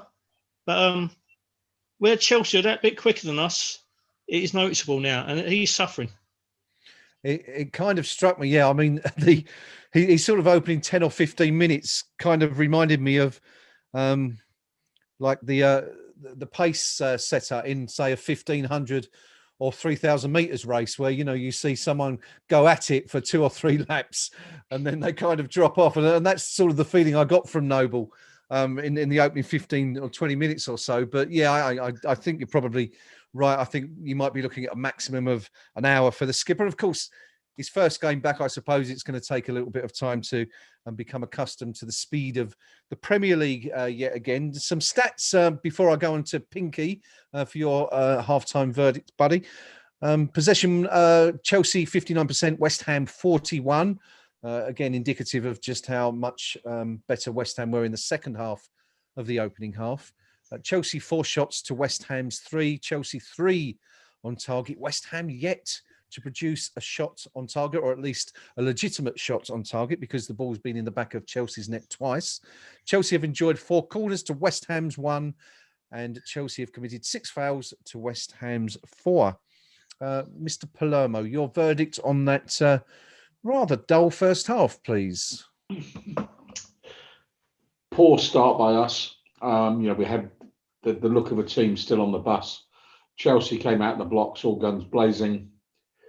Scored a soft goal. I mean, let's call it what it was. Jared Bowen, just totally asleep, and Silva gets an easy free header. But other than that, has Fabianski really been troubled? I think one decent save he's had to pull off. Yeah. So second half of the first half, I thought we were better than even, and I'm sure there's a goal in us here tonight. So maybe not so confident of getting the win, but I wouldn't be thinking that we're yet at the point where we're coming away with a defeat tonight. So I've seen some promising signs. The manager's got a real decision to make about Nobes at halftime, because one of the things we've lacked in recent weeks, not just tonight, really, is the ability to play the killer pass, the killer ball. And as solid as Souček and Rice make us, I'm not sure they've quite got that vision to say that guy is in space, I'll put the ball to his feet, or whatever it may be. You always get the feeling with Noble, at least he has that in his locker to use occasionally. 10 minutes in the second half, maybe longer, but not much longer. The problem being, who comes on? What are you going to change? Because I mentioned 20 minutes ago, Ben Rama, giving the ball away 22 times against Palace, I think it was. Yeah. You're going to give Chelsea the ball all night in the second half? I don't think so. So the manager's got a real dilemma here. I suspect what he'll do, he'll fudge it and he'll give it the good 10 or 15 at the start of the second, just to see if we can nick an equaliser. But really, the tale of tonight is we were sleeping for the first quarter of an hour, and the paucity of options on the bench. 2 keepers, we could all see it before kickoff. There's your problem. Yeah, very much so. Very, very accurate summary, I would say there. And yes, you look at the options. I mean, just running through, if you haven't seen who's on the bench, just taking up what Pinky was saying there. Darren Randolph and David Martin both selected amongst the substitutes tonight. And we've also got 2 centre halves in Issa Diop and Dawson. And then a couple of right backs in Fredericks and Johnson. And the only sort of evidence of any kind of attacking option lies with Yarmolenko and Ben Rama, and to a slightly lesser degree, Robert Snodgrass. And that's it. That's it. So not a lot of choice really for Davy Moyes so far. Gnome, we've been talking about the first half. Coming to you finally for your thoughts. Just to give you some idea of how few real opportunities there were in that first half. These are my notes, my match notes so far, and as you can see, my page isn't exactly brimming with content so far. Exactly, not an awful lot there to report on. What did you make of it, buddy? Yeah, it's not a good game of football. 2 sides, neither of whom are, both of whom can play a lot better than they are doing. Both teams are not holding on to the ball particularly well. First 15 we weren't there, and it's particularly disappointing, the goal, because it really was just players turning off, and shows how far we come the last 12 months perhaps. That was kind of the norm this time last year. Players switching off, players not paying attention. It's not been like that this far. And I mentioned earlier on, it was often happens when there's a break in play where players don't get themselves back in the groove immediately. And not just breaks in play for free kicks and stuff like that. You often find teams come out for the second half still half asleep, which will need not to be for this half just about to start. So considering how much we've improved in defence over the last 6 months or so, that was particularly disappointing to see. And it was very avoidable. Having said that, we started defending a little bit further up the pitch, which was better to see. And we've had chances. I've yet to see. Rice's goal, yes, offside. The usual. If they got the grid lines out, there was probably about half the Rice offside. Yeah. I'd like to see the Bowen goal again because having seen the replay, it looked a very soft free kick to give away. Yeah, just keep your powder dry on that one for a second, Gnome, if you can, because I want to come to that in just a moment. Oh, yeah, so, yeah. Let me come back to I want to see it again. I wouldn't like to give a definitive answer yet, but yeah, it would be interesting to see. I don't know if anyone's mentioned it on Sky or if anyone's seen any of the pundits talk about it. Do let us know what they're saying. But just before we do that, let's have a quick look at the. Telling me brute at the moment, so I'll get back to you when he's finished. Nice. I see Old Spice is on sale again. It's like being back in 1977. Before we do that, quickly, let's have a quick look at the forums to see what the greater public are saying about the game. Rio, let's go to the KUMB.com match thread first of all to see what our fellow Hammers are saying about that first half. Okay, best summed up by Dodger, to be honest. It's frustrating to be behind. It's been very even overall. First 15 to 20 minutes, I thought we were crap. Noble looked lost. We barely got the ball and Cresswell were exposed at left back. But we grew into it. We were much the better team for the last 20 minutes that half. Noble improved and played pretty well in the end. Kufel was excellent apart from one poor cross. For me, the two problems at the moment are Cresswell, who has again shown he can't play straight left back, and Fornells, who isn't offering enough. Difficult to know how to fix the former with our lack of options, but it should be Ben Rama for Fornells sooner rather than later. I'll go for Ben Rama for Fornells at half time, Snodgrass for Noble at some point, and finally Yarmolenko later on if we need a goal. Just come off the other page I was looking at by a mistake. The Bubbles 1966. And right on cue, my iPad freezes.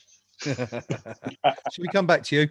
Yeah, just come back, mate. Yeah, once I get this back up. While you're experiencing a few technical difficulties over there, while Rio is reloading the iPad, we'll go to Pinky, who's keeping an eye on the Chelsea forum to see what the Blues fans are saying. Pinky, what's the verdict? Well, I'm up to page 15 on their thread, and I have found the first positive comment from a Chelsea supporter, which is everyone talking about how badly we are playing, but if we get an early second half goal when West Ham are playing better, it will suck the air out of them even more than it would be if we deserved it. So they're kind of at least an acknowledgement there that they are leading, but the rest of their forum, it is nothing but doom and gloom, real concerns about their defence, real concerns about Werner. It is, he's missed so many chances so far. We've played like this for years with numerous centre halves. Not sure why this is on Zuma. So the centre backs are getting grief.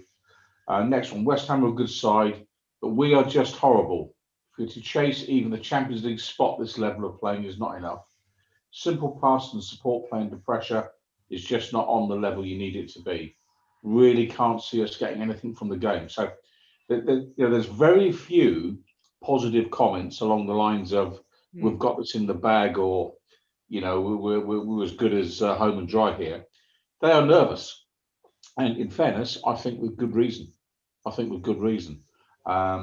Yes, they could get a second, but if you were looking at the odds right now, I'm willing to bet it's looking more like a West Ham goal coming next rather than a Chelsea goal. So I say stick at it, West Ham. I think we can get something here. Yeah, it's definitely not done and dusted as far as everyone's concerned, really. But interesting to hear those comments from the Chelsea fans, Pinky, because of course they know their team better than we do, and we've seen Werner miss probably the best chance of the game so far. When he was 1-on-1 with Fabianski, and so, you know, it's interesting to, and the centre halves, they're very, very concerned about the two lads at centre back there. Very much so, and you can see why. But you know, looking at the opportunity to go back to Werner, you know, numerous comments on here saying if that had been a Liverpool striker, it's 2-0 and game over. And the fact that they can't kill the game off, quite rightly, they're saying, you know, we're a bit shaky at the back. So there's no confidence whatsoever by Chelsea that they're going to keep a clean sheet tonight. And I think, do you know what? I agree with them. The first half, 1-0 to Chelsea. West Ham were actually the first team to have the ball in the net. Aaron Cresswell's free kick, cleverly taken to Rice, who was making the run across the defence, marginally offside when he collected the ball before rounding the keeper and putting it into the net. Would have been a fantastic goal. 3 minutes later, West Ham found themselves behind. Thiago Silva criminally unmarked from a corner, a free header, 1-0 to Chelsea. The home side had the ball in the net again 6 minutes later when Tammy Abrahams converted. But West Ham players had already switched off by that point because the ball had clearly gone out of play a few seconds earlier. Sean Massey, the referee's assistant, making the call correctly on that occasion. And then on the half-hour mark, possibly the biggest talking point of the half so far. Thomas Souček's header. You'd think so. Maybe you'd like to sort of tell Sky that, because Sky have completely and utterly ignored it. Right. Okay. They've shown the Chelsea goal about half a dozen times. They've shown the Werner chance. They've not even shown the Rice disallowed goal. I mean, normally they normally sort of comment on that. Not a thing. We might as well not be there as far as Sky are concerned. Well, let's. I'll tell you what. No, let's do their job for them. As I was saying there, the header from Souček on the edge of the box played Bowen in. Bowen won the ball. It looked fairly to me, though there is perhaps some argument that he caught Silva. Silva went down like a sack of spuds. The ball in the back of the net. The goal instantly cancelled out, and no real VAR check or anything. The goal looked okay to me. I'd like to see it again, see if there's anything the referee spotted that I didn't. But I'm sorry for it to not even be mentioned. It's does sort of make you wonder about the priorities of the broadcasters. It really does. The teams are both out anyway, and there are no changes to either side. Chelsea obviously forced it to the first half change when Chilwell got injured, and so they've already used one sub. We're just about to kick off now. What we need from West Ham is to be concentrating right from the start, and we're off anyway. We're underway now. So very quickly before we come back to the game, let me go to Bristol Hammer. Breeze, what did you make of that Bowen chance? I mean, there didn't seem to be a lot in it, did there? No, I mean, he definitely clips him on the way through, but I'm not sure it was intentional. Yeah. I'm not sure it was kind of anything malicious or even hard enough to invoke the reaction that came after it. But I suppose that's natural nowadays. I'm just wondering whether he's looked at the Souček jump on the back of the defender when the ball's coming in, as the ball, because it's in that kind of transition period that he blows the whistle. So I'm not, again, I'd love to see it again, but, we're not in the top 6, are we, for clubs that are showing relentlessly on Sky, so we're not going to get another replay of that. But I think there's a couple of things I'm looking out for this half. I mean, Jorginho was struggling just before half time, so that might be another substitution there.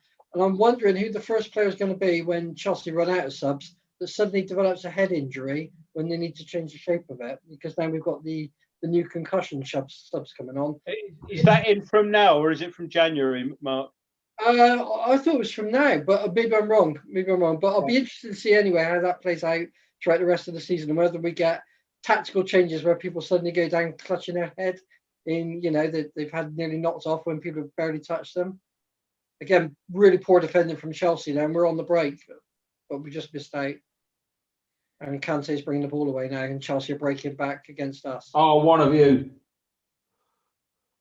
Oh, there's Fornells and Noble getting in each other's way, really. One of them should have taken control of that ball and taken it away, but they both waved a lazy foot at it, a little bit of a touch, and Chelsea bring it away. That's just, yeah, as Pinky says, one of you. Interested to know why there wasn't perhaps a shout from that Jorginho challenge there on the edge of the box, where his foot seemed dangerously high to me from. Yeah, it was a little bit high, but I think it was Fornells was the nearest player. I don't think it was close enough for it to be an issue. Just as well, because it would have taken his head clean off, I would imagine. Rio, my apologies, my friend. You've been getting the comments from the match thread there. We didn't get the opportunity to come back before half time. But was there anything sort of that really piqued your interest there from the comments? Just a couple of little bits. Bubbles 1966. I expect Moyes to leave it unchanged for at least 15 minutes. We lack the spark up front, a bit of trickery, guile, pace. I don't think Haller's the problem. Chelsea are light years behind Liverpool and Man City. JSB, again, we're crying out for some pace. We're making the same mistake Manuel Pellegrini did when he played a 4. Pressure on the left. Oh, now we should have done better there. Sorry, Rio, but it's a good bit of football there from West Ham. Fornells won the ball deep in our territory, played the ball out wide right to Bowen, who came in, cut across, played it out left to Cresswell. Haller got a header in there, but his sat-nav was way off. It goes several yards wide, but a promising move. And yeah, well done from Haller to win the header, but yeah, 10 out of 10 for winning it, but -7 for accuracy. Good move, though. Good bit of football from West Ham. Yeah, in a game that's been fairly short of it. Good football all round there. I think Gnome, the Fornells ball out wide to Bowen, and that very good pass to Cresswell. And yeah, you're right. I mean, Haller, Pinky, Haller just getting his angles wrong there. Not quite sure where he was aiming with that one. Yeah, and bottom line is you get that opportunity. The top draw players don't miss those. Yeah, and certainly by the danger margin from Chelsea there. Abraham got played in on the right hand side. With Cresswell nowhere to be seen. Dangerous cross played across the 6-yard box. Chelsea didn't get on the end of it, and Fabianski took a little bit of a knock there. That was dangerous. Let's have a look again. And it's a good cross from Abraham, but the only Chelsea player there was Werner, who actually tripped over and slid in and got nowhere near the ball. And as he sort of went through, he came in and he caught Fabianski square on the leg. Not intentional. If they hadn't gone out for a goal kick, would have had the foul. Fabianski now receiving attention, sitting back, which is obviously, we're not exactly short of goalkeepers on the bench, are we? I suppose it's the one position in the team we can quite afford to sustain an injury. It looked like the right knee to me there, Gnome, that Fabianski took a whack on. Yeah. I mean, it's between the lower knee and the sort of calf, and he's having his ankle sort of stretched at the moment. And there's a radio message going to base. Fabianski's up anyway. Randolph is running up and down the touchline, and the camera did there for a moment focus on David Martin, who was remaining steadfastly in the stand, which Fabianski, I think he's going to be okay. He's running up and down inside the 6-yard box, and he doesn't look 100% happy, but I think he doesn't look like he wants to come off anyway. So he's picked the ball up to place it for the goal kick or free kick, depending on what we've been given here. So much for us asserting that the collision took place on the knee or the calf. It's his ankle. He was actually getting treated. Well, I think he might have strained the calf muscle a little bit, and that's why he's stretching it, bending the ankle. Yeah, fair enough. Well, at least we know one thing, that if Fabianski is injured, it's not going to be David Martin coming on tonight. It looks like Darren Randolph, who is, as you would expect, our replacement goalkeeper for the evening. We have, Pinky, survived the first 6 minutes of the second half anyway. Yeah, we have. But, I'm just going to pass comment on something that's just caught my eye. What a horrible, horrible stadium, Stamford Bridge is, with all their fake banners, you know, with all paid for by the club, clearly, with fake slogans, fake nonsense all over it. You know, they were doing nothing, going nowhere till the Russian turned up with his, should we say, ill-gotten gains, and seeing stuff like "Born is the King" and the Pride of London. And there's a huge banner up about Frankie Lampard's Blue and White Army or some nonsense like that. It's fake. There are nothing mob.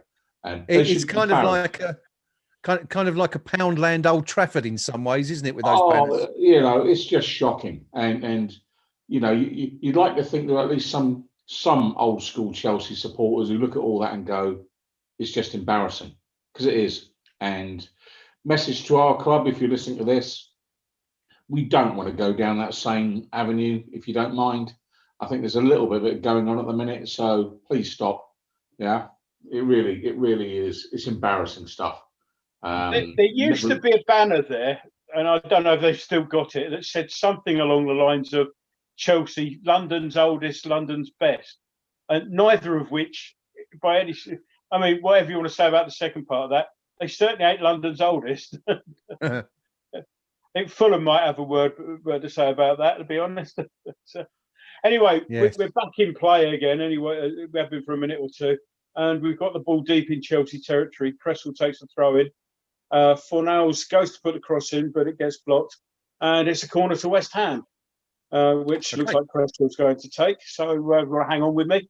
Yeah, go for it. A real opportunity for the Hammers. We have been very strong, haven't we? From set pieces, 8 or 9 goals already this year, known from corners and free kicks. Let's hope it's another one. Hammer immediately focuses on Souček for some reason. Can't think why.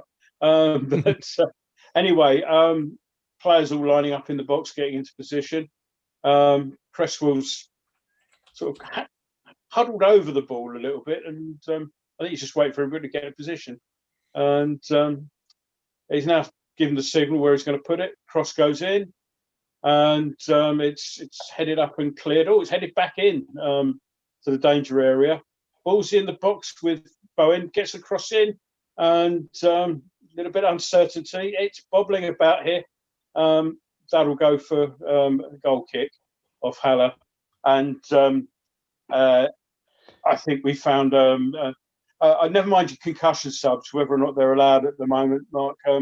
What we've got is the modern day thing. Whenever there's any sort of people jumping up and down in the box, if it looks a little bit iffy defensively, you will find a player lying on the floor clutching his head to get the game stopped. Yeah, I mean, it's Zuma, I think, is clutching his head, and he got a little shove in the back from his own player, and immediately went down clutching his head. Not a little bit cynical play that's crept into the game these days. I don't like seeing. We are exactly in the moment when Sebastian Haller scored West Ham's goal against Crystal Palace earlier or last week. Excuse me, the 55th minute. We're going to spend that minute. Looks like watching a bit of treatment for. I think Ogbonna went over the top of him, didn't he? By the looks of that. That's been and done. It's been cleared. Chelsea are in our half at the moment and just probing, trying to seek an opening there. Let's say about that better from the Chelsea point of view. I'm not sure who that is. Went down the left, put in a cross that was pretty much in keeping with much of the game, really. It was horrible. Not that I'm complaining from our point of view, but that was a dreadful piece of play. Out left. I'm not sure we put in that cross. The more of that, the merrier. But I bet he wish he hadn't. Let's put it that way. Goal kick to West Ham, and okay. Fabianski's looking fine now. Briz, thank you. Now, Briz, 10 minutes in, we've survived that early period that we've had issues with in recent weeks. What are you noticing from the Hammers? Is there anything different you're seeing so far in the second half? And do you expect Mark Noble perhaps to be the first guy to go off here? We're in good position. Bowen's in the box, tracks in, turns his man. Got into good position, probably over-egged it slightly. We've earned a corner there. Bowen was indulging in some trickery, cut inside, but then cut outside again. Couldn't quite get a decent cross in, but it's gone out for a corner. Kufal shepherded it out for a corner. Bowen's on the corner now. It's just, I think it's just waiting for Bonner to arrive as a target in there. So yeah, stick with me. We'll get to you in a minute, Mark. Promise. Right, if we score, it's not a great corner. Doesn't beat the first man, and Chelsea. Well, say Chelsea bring it away, but Noble's blocked it. Beats a player, gets the cross in, but Chelsea managed to deal with it, not particularly comfortably. But they're now sort of playing a bit of keep ball in their own half. Chelsea. Sorry, Mark, all yours, mate. not a problem. Yeah, I think Fornals is pushing higher up the pitch, which is making a bit of a difference. He's not dropping deep so much, which is making a change because, again, we're putting that pressure on the back four. The worrying thing for me is I can see from a Chelsea point of view where Declan Rice fits. And that's worrying because you're looking at them as a squad and you're thinking if Declan Rice is sat in front of their back line on defence, they're not having half as many problems. That's worrying. Free kick to West Ham, scrappy bit of play, and basically Bowen ended up putting his foot on it, and it was one of these things. The ball was in there. Bowen then sort of took control of it, took it past Mount, who stuck a leg out and brought Bowen down. So free kick in promising territory, and there's Bowen, Cresswell, and Kufal are all lined up. It's on our right hand side. Guessing what the camera pulls back, I'll tell you how far out it is.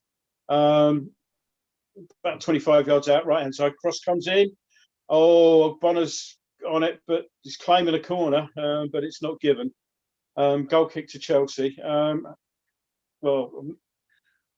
referee then sort of seemed to be going in towards to have a look at something. Now I don't know what that's all about, but interesting. That point there, no, that tug on by Mason Mount. We haven't had a yellow card yet. Perhaps could we have seen that one given? It's cynical, wasn't it? That's a nothing challenge, really. It was Bowen got the ball out of his legs from a bit of a scrappy situation. Mount stuck a leg out. It wasn't a kick or a nasty little trip. No, I wouldn't have given a yellow for that, even though it is Chelsea. And we give the ball away in our own in Chelsea territory. Cresswell comes to tidy up though, and we're on the attack again. Good little spell this, if we could actually make something of it. Again, passing's a little bit sloppy, but we do keep possession. Kufal's on the ball now, plays it back to Noble, inside to Rice. See, we've been forced back a little bit now, but ball sprayed out wide to Cresswell. Plays it down the line to Fornals, to Haller. But again, Chelsea sort of defending in numbers, and we've forced it all the way back to Fabianski.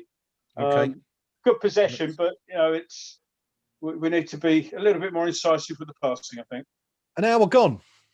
Chelsea won, West Ham United. We're approaching that point where we felt that David Moyes might be looking to make his first substitution. Just wanted to roll the clock back a minute or two there, Rio. That little moment with Ogbonna where I think he was claiming a handball. But just noticed Silva, yet again, the third time I think tonight where the ball's gone into the box and he's kind of, I'm not sure if he thinks he's made a mistake, but he's gone down clutching the back of his head again. And no one's anywhere near him. I don't know if you caught that. He's been like Doc Cotton, isn't he? If he's not clutching one thing, he's clutching something else. I thought he had a bit of reputation as been a bit steely and a bit of, he's come from the German league where he's been an absolute legend. He's supposed to be a big, tough bloke, but he's clutched his chest, he's clutched his head, he's clutched his back. The only thing he'd be clutching in a minute is his nuts because someone's going to give him a right swift kick up him in a minute. Jesus. Yeah, very, very odd. But going back to that other point about, we're an hour in now. West Ham still looking for a bit of inspiration. We have had, I think, the only shot of effort on goal of the half so far, that Haller header 3 minutes after the restart. But would you be thinking about making a change now if you're David Moyes, or would you sort of be thinking, well, we're doing okay here. We're still in the game. Give it another 5-10 minutes and see what happens. I'd be thinking of making a change. And I would be looking to bring Ben Rama on because I know he's a little bit lax in possession at times, but Chelsea got Aspilicueta playing, and I think he's 34 now. Surely he could be tested a little bit of pace, a little bit of tricky, a little bit of goal, and that's what we're crying out for at the moment. I'd bring on Ben Rama for Noble, play Ben Rama a little bit wide, 4-0 central, and let's go for it because they're there to be taken. Corner to Chelsea at the moment, by the way. Mount's about to take Balboa and put the ball behind for a corner. Corner's taken, and loads of players throw themselves at it, and it's Silva's claiming the corner now, and it's not given. So I think the ref might be evening. I don't know if it did come off a West Ham player, but let's have a look now. It might have been a touch, but referee's not giving those at the moment either way, so at least he's consistent. Well, Benrahma's putting his shirt on, and it's about this time I'll make the moan that why didn't he have it in the first place. But we're on the attack. Haller plays the ball back to Souček, and that's Kufal out wide to Bowen, and Bowen slings a cross in. Takes a flick across. Fornals, that shot was on target, I think, and it's blocked for a corner. Good chance for West Ham there. Good look again. Good bit of football. Haller did well to win the ball. Cross wasn't the greatest. It was cut out only as far as Fornals. I think it might probably just slipping wide from Fornals, but corner's been taken. Noble's at the edge of the box. Back out to Cresswell. Cresswell puts a dangerous looking cross in. It's flicked up and punched by Mendy, not very convincingly. And I think Ogbonna's trying to, he plays it back to Bowen. Edge of the box with Rice. Plays it square to Noble. Noble back to Rice. And probing again. Rice puts a long cross in, but that's far too deep for anyone. And in fact, it's still in play and it's curling out. But it's still in play, and Chelsea play it down the line to end that little bit of spell of pressure that we had. Fabianski's had to come and retrieve this, but it's back in the box now, and he can pick that up as he wants. But good little spell there. Rice's final ball there was the rock on which it all floundered. But yes, it's been the thing about tonight. So far, no, our crossing's not quite been up to scratch, has it? Really? No. Our corners. I mean, even the Fornals chance there came because Bowen's cross was poor and it was cut out, but it flew to Fornals in a promising position. So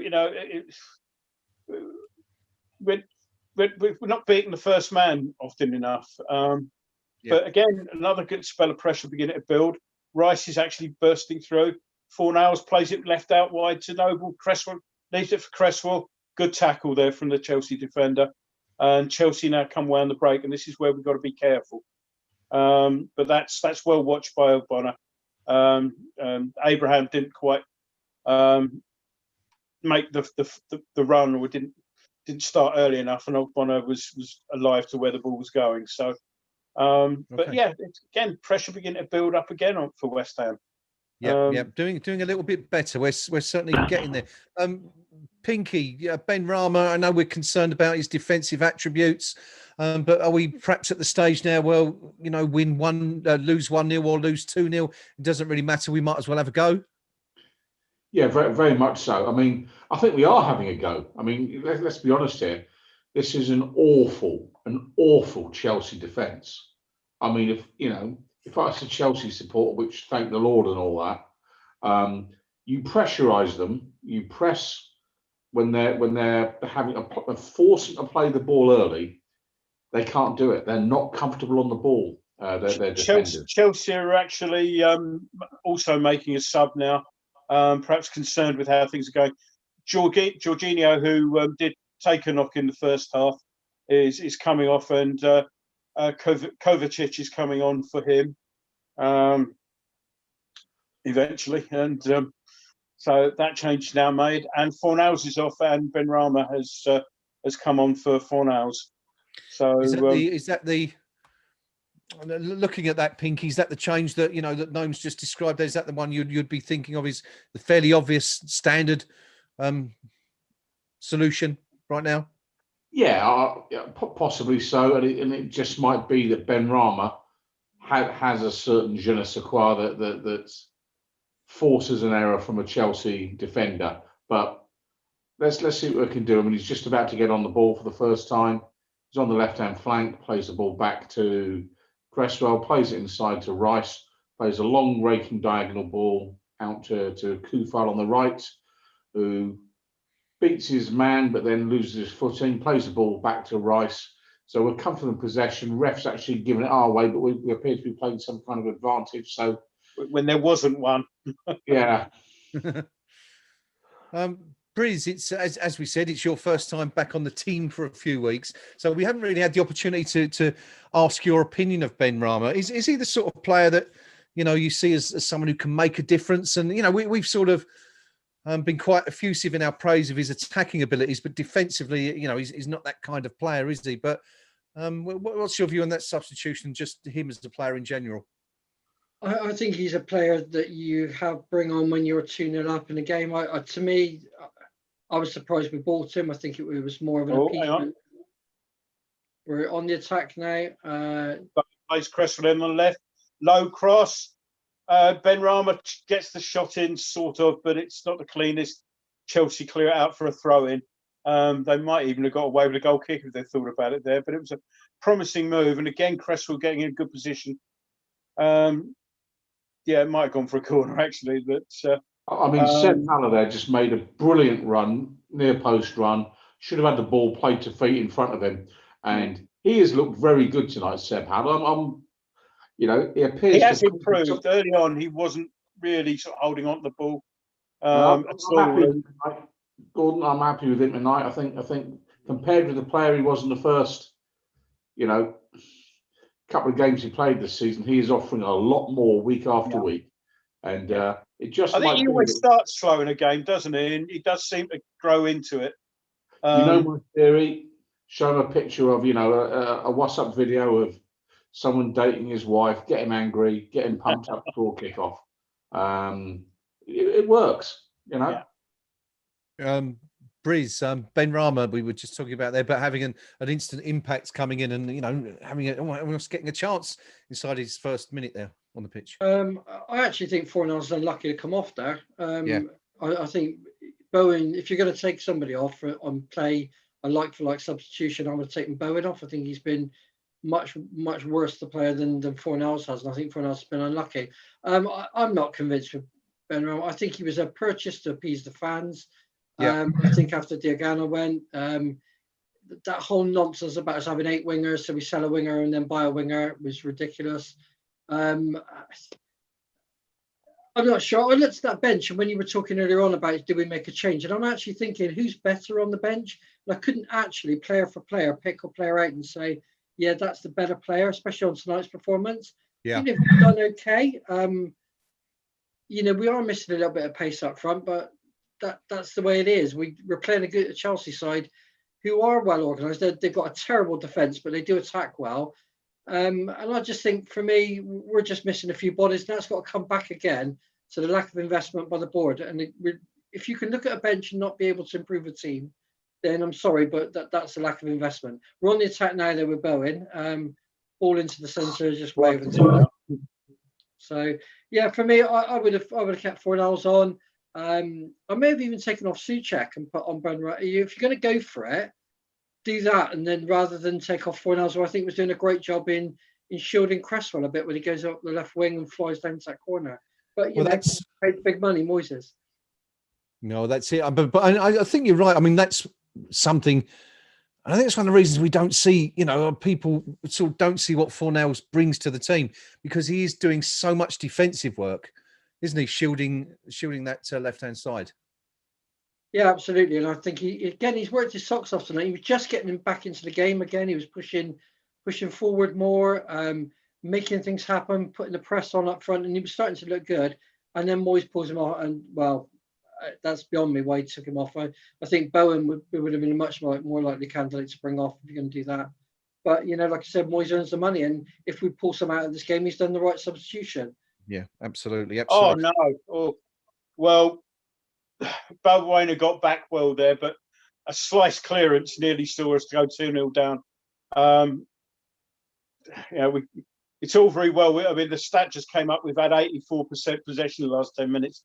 It's all very well, but then just all we need is one stupid lapse in concentration like that, and suddenly we could have gone 2-0 down there. So thankfully, Balbuena did get back to get a foot in it. It ended up with Fabianski, but just a little reminder that for all the possession, for all the way we're taking the game to Chelsea at the moment, let's not throw it away. So anyway, things are back to normal now. We're on the ball again, and Kufal's right-hand side, and that's a terrible cross. Oh no, Souček may will just get on the end of it. It wasn't a great cross, but Souček's kept it live. Back to Ben Rama, and it's back with Rice again. We're pushing.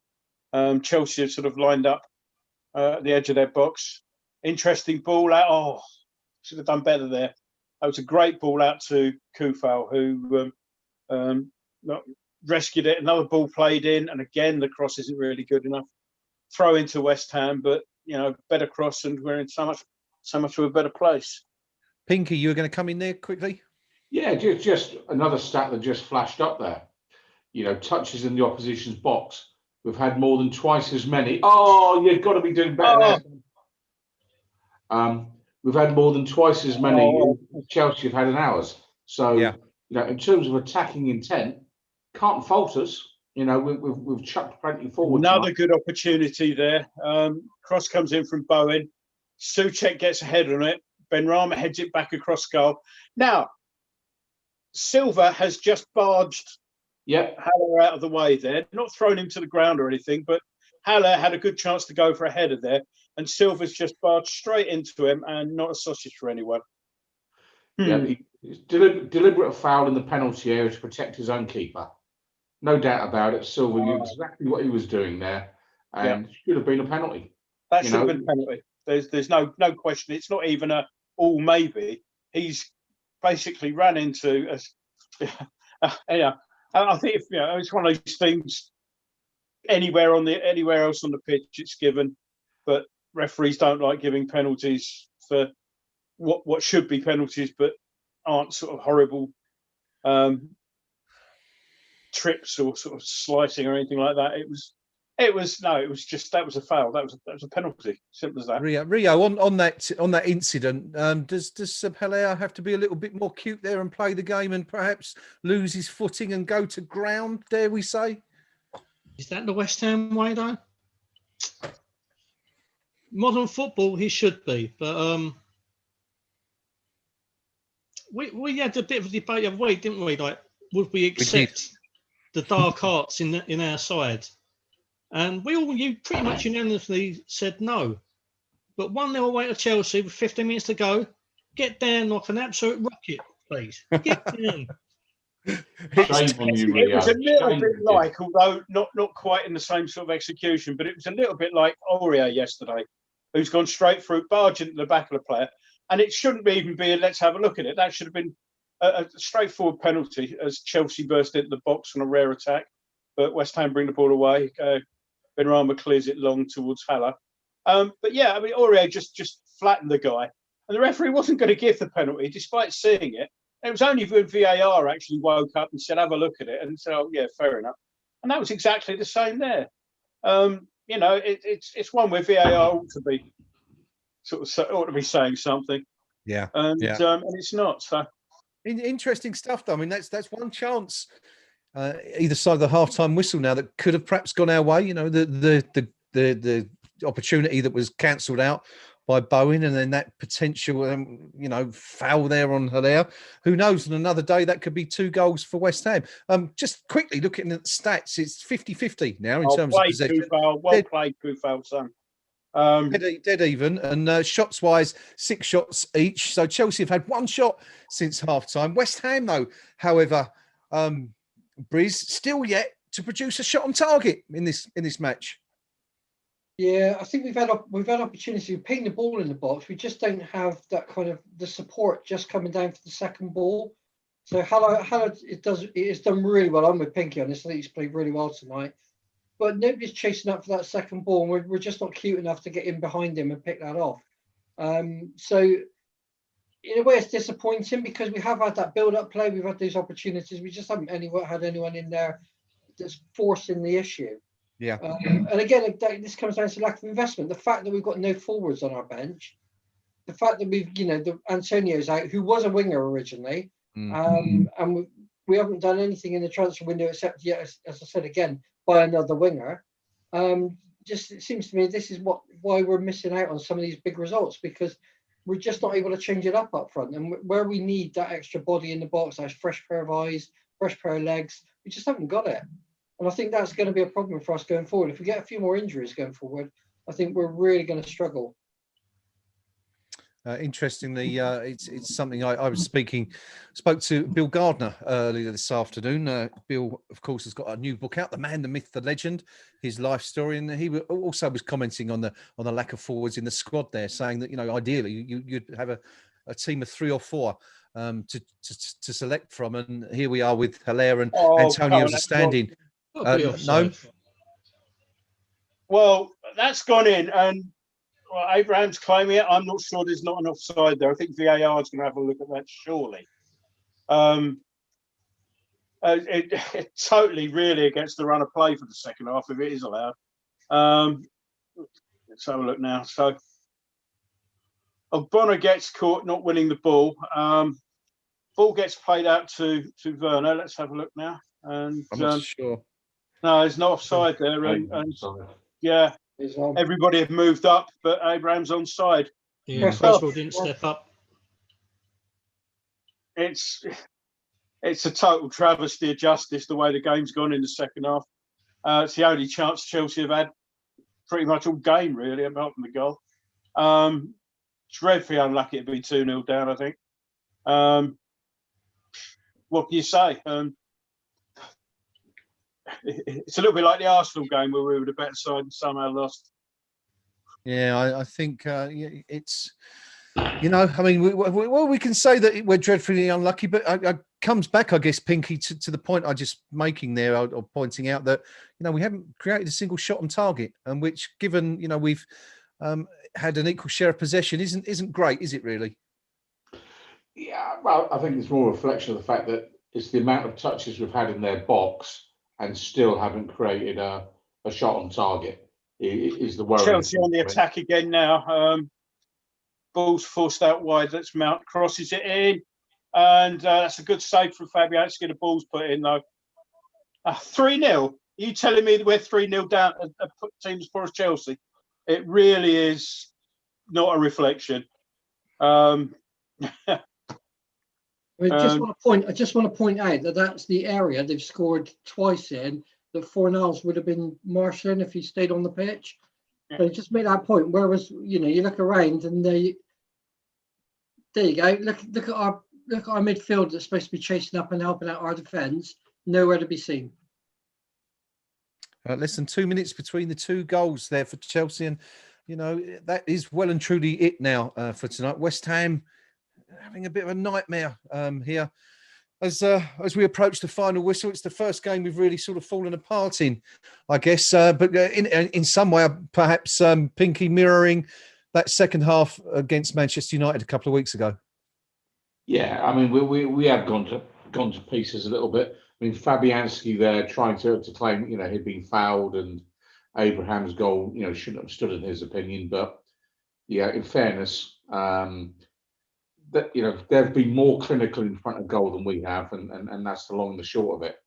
I just want to give a big shout out to the Cyprus Blues, because let's be honest, there's as much chance of them watching us on KUMB TV as there is of ever having seen a game at Stamford Bridge. So if you're watching tonight, Cyprus Blues, I hope you're enjoying your evening, Muppets. But tonight, we've had plenty of the ball, plenty of touches in the opposition's box, but we've lacked that little bit of quality where it mattered, whether it's the final ball in, players not quite getting the angles right on headers, maybe mistiming their jump. The dreadful start with Bowen sleeping for the Chelsea opening goal. Chelsea are not 3 goals better than us, though. If they're looking at this tonight thinking, yeah, we've absolutely done West Ham, well, they haven't, but open your paper tomorrow morning and it's going to say they have. And very disappointing night for us tonight. Coming back to the point you were making there, Briz, and a very, very valid point and an excellent observation, if I may say so, regarding the fact that both of the Chelsea goals have come from an area in which Pablo Fornals would have been marshalling.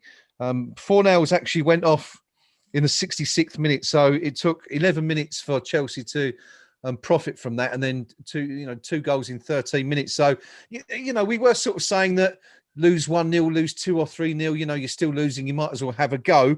I mean, I guess that's easy to say when the score's 1-0, but it seems a little bit more difficult to take, doesn't it, now where we are actually 3-0 behind? Well, I've been watching Ben Rama, and to be honest with you, he's done nothing, absolutely nothing. He's not defended. He's quite happy to be sat up on the halfway line, regardless of whether we got the he's just been appalling. And I go back to it again. I think he was an appeasement to the fans. I don't think he's a very good player. I think he's flattered to deceive in the Championship. I think Diagana was a much better player than him in a side that was struggling come the end of the season. And again, I just didn't understand the substitution when it happened, and I think Fornals would have been a better player on the pitch. But Moyes has to live and die by his results. He's done okay so far, and that's so. I think he's got this one wrong, but we'll see going forward. Yeah, I suppose everyone's entitled to an off day, and unfortunately, it seems like West Ham are collectively going to have an off day tonight. Gnome, it's we've got just about 7 minutes left to go. Of course, it was at this point that we started that incredible comeback against Tottenham a few weeks ago, but I can't see lightning striking twice. Can you? Not really, no. They're just focused on the gentleman who's sitting there, who is responsible for the fact we've got two keepers on our bench, Mr. Sullivan there. Chelsea have made another change. Havertz is on for Pulisic. Yeah, it is disappointing because Chelsea are no way 3 goals better than us by any stretch of the imagination. Yeah, which is always disappointing when that sort of thing happens. I guess it's probably twice that we've been done in this manner. I mean, the Arsenal game was similar, where for most of that game we were the better side. But yeah, don't take your chances. Don't score goals. I'd dearly love to see that Bowen one again, and again the shoving out of the way of Haller would have been interesting. Had a referee or VAR done the job they're paid handsomely to do, but as we've seen all week at the weekend, all VAR seems to do is multiply the mistakes by 2. Yeah, well, let's take a dip into the forums. I'm not sure it's going to make for entirely enjoyable viewing, but Rio from 1-0 to 3-0 in the space of 2 minutes, game over as far as West Ham are concerned. Again, we got in a promising position, cross out wide from the right from Kufal. Again, it wasn't good enough. Kufal's now on the ball again. Again, another cross in and another header clear from Chelsea. Just not good enough tonight. I'd be interested to see how many crosses have been blocked. Ball back to Fabianski, who clears long. Noble's on the ball there. And Rice is looking to pull the strings, but again, nothing ahead of him that's on. And similarly, Ogbonna's on the ball now, and again, nothing ahead of him. So we're back with Fabianski. Okay, there it is. It's disappointing stuff, isn't it? 5 minutes or so left to go. Rio, what's the verdict on the KUMB forum? Yeah, understandably, not a lot of happy people. Bemoaning a lack of sharpness in front of goal, really, is as we've all observed ourselves. A couple of comments though. One of these was from earlier. I'm trying to find. I keep losing the poxy thing. It's one of those nights for everyone. One of our members put three observations for tonight. This was obviously before Chelsea scored their 2 goals. Was one, for the last 10-15 minutes, we've been much the better side, which I completely agree with at the time. Secondly, it was that Declan Rice is too good for us. And thirdly, Declan Rice is far too good for Chelsea too, which sums them up. Wolf 359 has put, this is the most annoying part of the season. Almost every defeat has been frustrating. I can deal with being beaten fairly, but we're racking up the losses by at least to teams we should be at least getting a point off per game.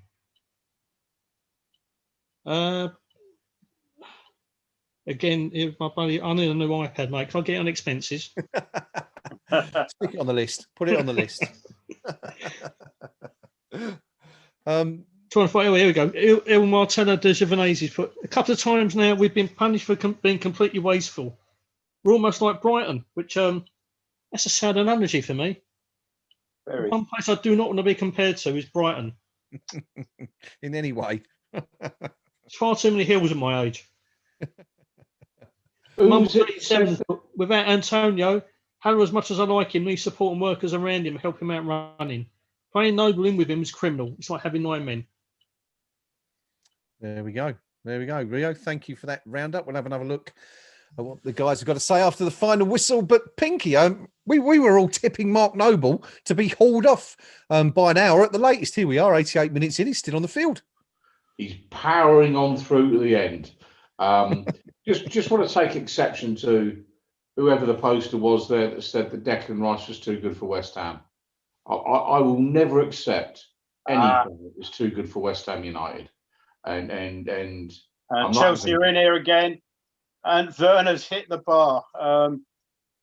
Slapdash play in midfield, and Chelsea went forward. The game's gone now, and 3-0 up. Chelsea can afford it. It's that was just poor. I think was that giving the ball, or was that Kufa? But yeah, it was leaning back, and it was clipped the bar on its way over. Kante won the ball, fed Werner, and should have scored really, but should have done. Slightly acute angle. The fact that he didn't sort of adds a little bit of justice to the scoreline, I suppose, because 4-0 would have been just like. Yeah. So it's not a fair election. That mirror's completely broken in that case. So. Briz, were you going to come in there briefly? Yeah, I was just going to say, staying on the left-hand side again. Exactly again. I looked for Ben Rama, and he's up front, just in behind Haller, when we didn't even have the ball. So I'm not quite sure where he was aiming for, whether he thought we'd get lucky on the break.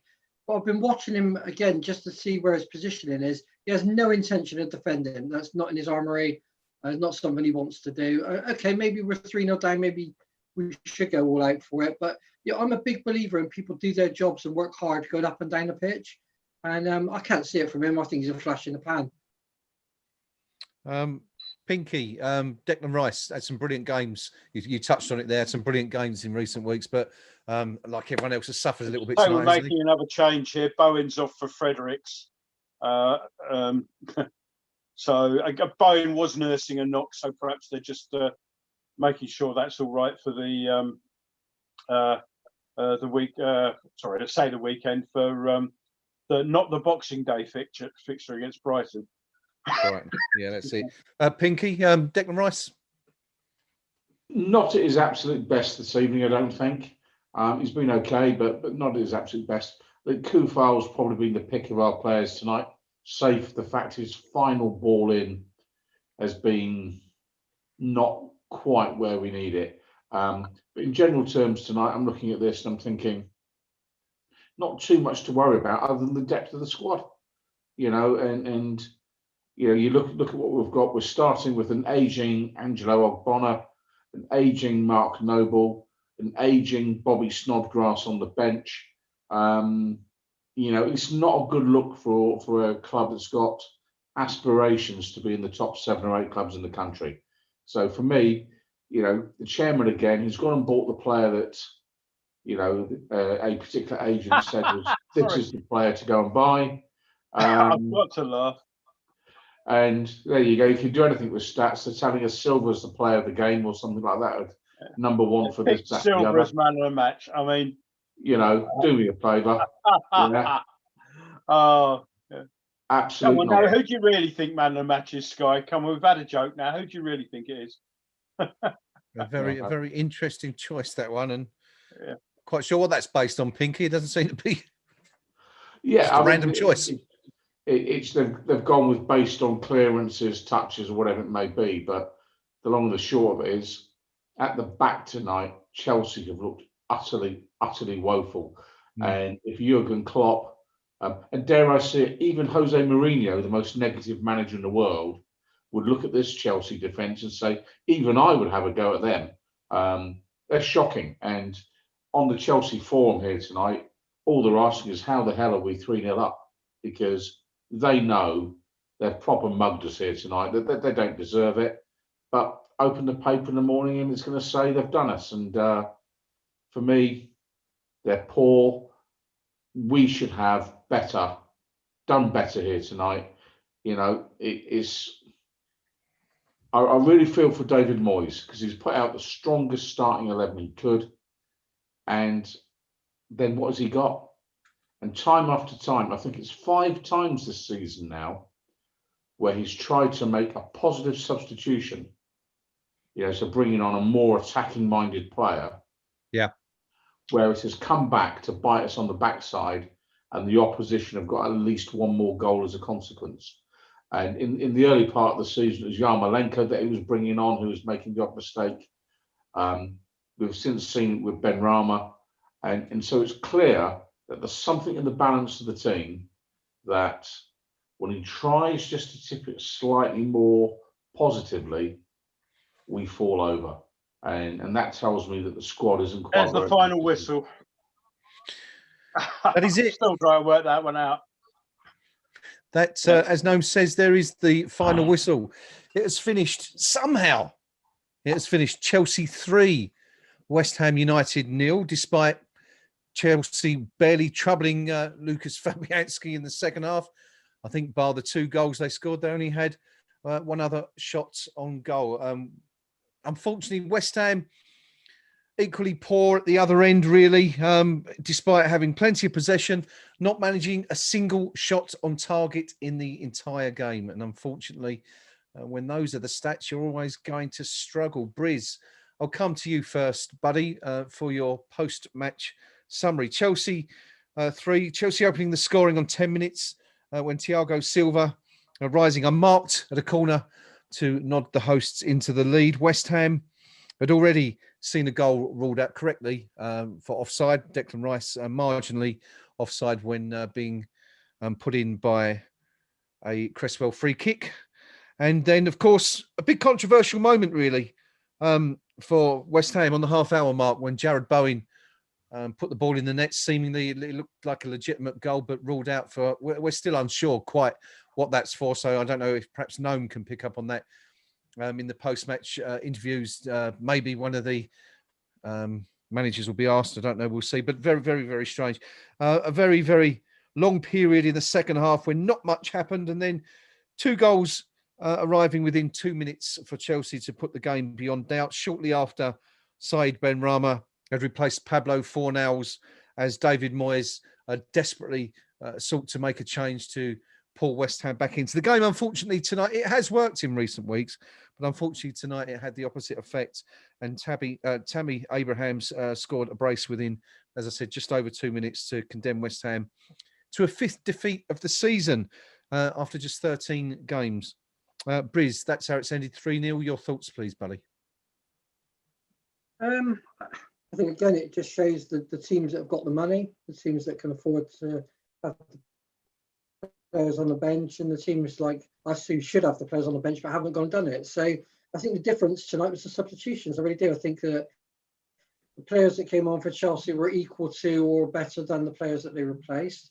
And I'm not so sure that was the case with us. We brought on players that I don't think made any difference to our side. In fact, I thought, if anything, they took us backwards. And I think that that's something we've got to address. We've got to do something with this squad. And I was reading around the financials of the club, and it looks like we're about to post another 50 million loss this year.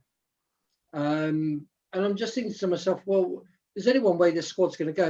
If you keep on older players and you fail to invest in younger players that are here coming through the ranks, making a difference, there's only one way you're going to go, and that's backwards. And I feel a bit for David Moyes, because he must be looking at January and he knows what he needs. He's going to be looking there going, well, actually, if I'd have had another centre forward, if I'd had another left back, Maybe I could have done something. And he knows he's not going to get the money for it. And then he looks at Chelsea, who've got more players out injured than they're better than pretty much half our subs bench tonight. You know, and he must be thinking to himself, I've done the best I can with what I've got, and I'm not being backed up here. And I think really the board have got to take a really good long look at this and decide whether or not they want to be a team that's in the second half of the division, just sitting above the bottom four, or whether they actually want to be challenging for something. If you want to challenge this season, and we're in a good enough position to do it, then you got to put your hand in your pocket and do that. And I think that's really been the difference tonight between Chelsea and us as a team. That, you know, I think we gave everything we could, and we just ran out of steam when we didn't have any options, whereas Chelsea did. And that's Okay. Thank you, Briz. Rio, Briz suggesting that the difference tonight was the substitutions, and we said, Rio, didn't we, before the game started, that this could perhaps be the game where David Moyes, the first time really where those injuries had, you know, taken a real toll. No Lanzini tonight, and obviously Antonio out. You know, those issues, and with a very, very thin squad, we looked at the bench at the start and thought, you know, if we need someone to come in and pull the strings and make a difference, you know, you're struggling to see who that's going to be. Was that the reason we lost tonight, or was there something more to it? I mean, we didn't play particularly well. I think at times we bemoaned in the second half the quality of our crosses and set pieces, which have been absolutely fantastic until this point throughout the season, but just didn't really work tonight, did it? So what did you make of it? How would you sum it up? Yeah, I think you got a valid point about the set pieces. It was said that tonight was the first time we conceded all season from a set piece, which is very unlike us. We were wasteful when we did have it. We didn't put, I don't think, one decent cross in all night, which, again, nullifies a lot of our threat, because the higher Souček, Haller can get up there and make a nuisance of himself. And we didn't deliver at all in that area. For me, we lost. I think the substitution made it was the wrong choice the player to take off.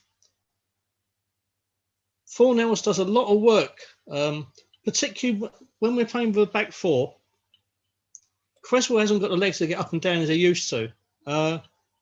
And Pablo Fornells, although he was brought predominantly as an attacking midfielder, but he's been playing a lot ever since Moyes come into the side as manager again. Sorry, when Fornells has been playing, he's done an awful lot of work tracking back. When Arthur Masuaku's in the team, he's allowed to play more centrally Fornells, and he's got more creative input and more attacking impetus. Yeah.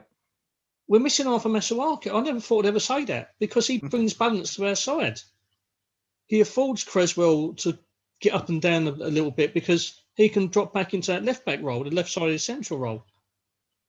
So it's the wrong choice of player to take off of me. I think I don't want to beat Noble down, but for much of the game, it bypassed him, and it was not incredibly noticeable. But both the goals come, and I've got to say, what annoyed me more than anything at all is I thought the worst player on the pitch wasn't one of our players. It was Tammy Abraham, who, until he scored, not only was a crime against haircuts, it's a crime against football. I mean, he was an England international. He was absolutely shocking tonight, and he's walked away with 2 goals, it's devastated me. It's those little key areas. We were wasteful when we did have chances. We didn't put the ball in the right area, and poor substitution. Yes, we're lacking numbers, but surely he could see that a younger, fitter Chelsea side were outworking us and had much more energy, were a yard quicker. Don't take a man who's got an engine on him off, because going forward he wasn't the best again, but he was doing so much defensive work and it disrupted the balance of our side. Yeah, I doubt it will be any consolation, Rio, when you have to go to work tomorrow and face all those Chelsea fans. But for what it's worth, you were the only one who got anywhere near predicting the correct score tonight by predicting us to lose 2-0. So No, as I said, no consolation. No, it's not helped at all, mate. whatsoever, is it really? But there you go. Pinky, Rio, quite sure it was the wrong sub by David Moyes. You know, we've praised David Moyes, and fair's fair. You know, where praise and damn in equal measure. We've been very, very complimentary with his substitutions in recent weeks, but just didn't work out tonight, did it? No, it didn't. And, you know, was it the wrong sub, or was it the only real option available to him? You know, and Both, this, maybe. you know, this is, you know, I'm going to go on about the chairman a bit here. This is classic David Sullivan. Yeah, you deny the manager the players he wants, and then you offer him a player that you, as the chairman, want because someone said he's quite good.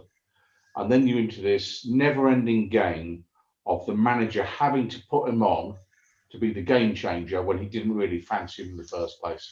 And Moyes will be sitting there now on the bus back to our side of town, and he'll be going, "There you go, Mr. Chairman. You've signed that player. I didn't really want him. I've given him a game, and I had no other options. This is what you get." And if I actually thought our chairman would learn the lesson, then that'll make a difference.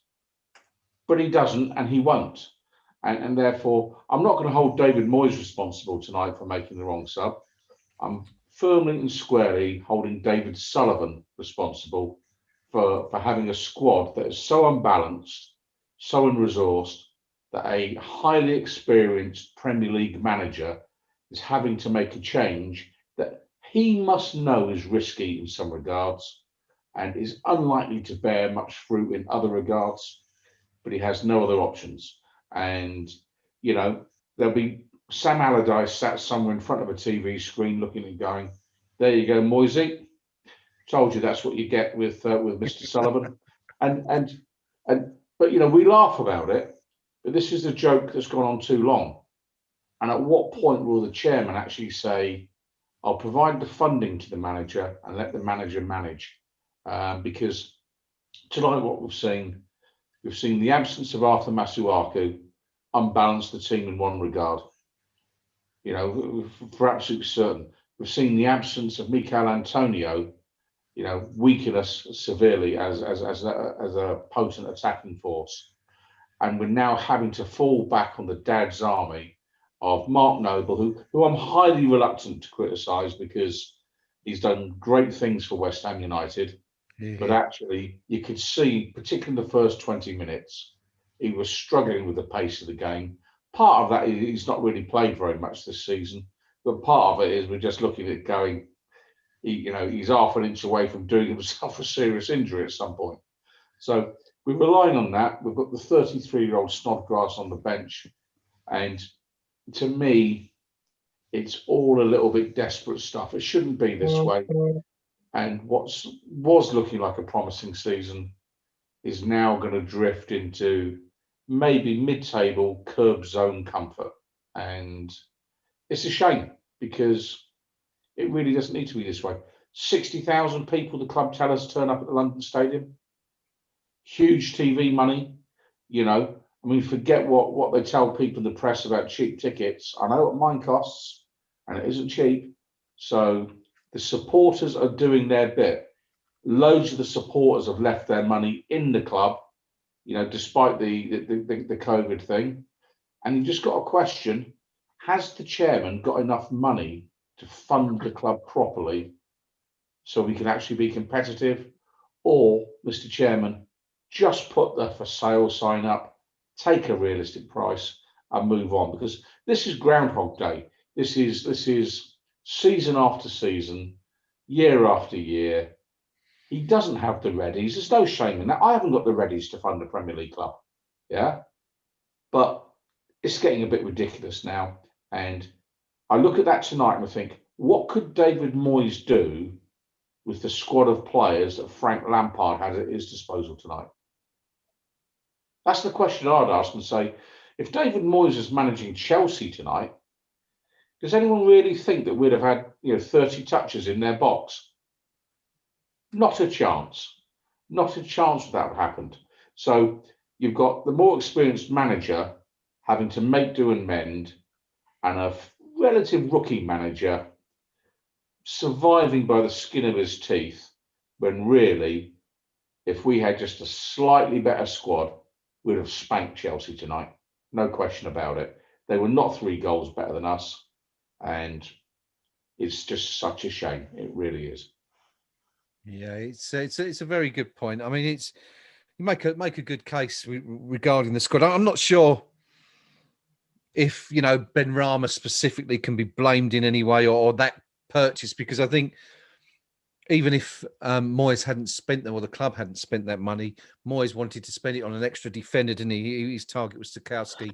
You look at that squad tonight and think, well, perhaps if Tarkowski was in there instead of Ben Rama, would it have made any difference? Probably well, not. I don't know. I don't know. I mean, there was lots of talk about King coming in. At the time Ben Rama joined instead. So undoubtedly the manager wanted an additional player at the back. Yep. But he also wanted an additional player at the front, and he probably wanted another player in the middle as well. And this is what we're down to, is unfortunately there isn't quite enough money to do what we need to do. And it's one season will almost fix the midfield.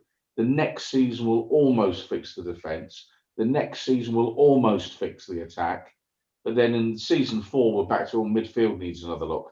And we're perennially 50 to 100 million pounds of capital in the club short of what we really need.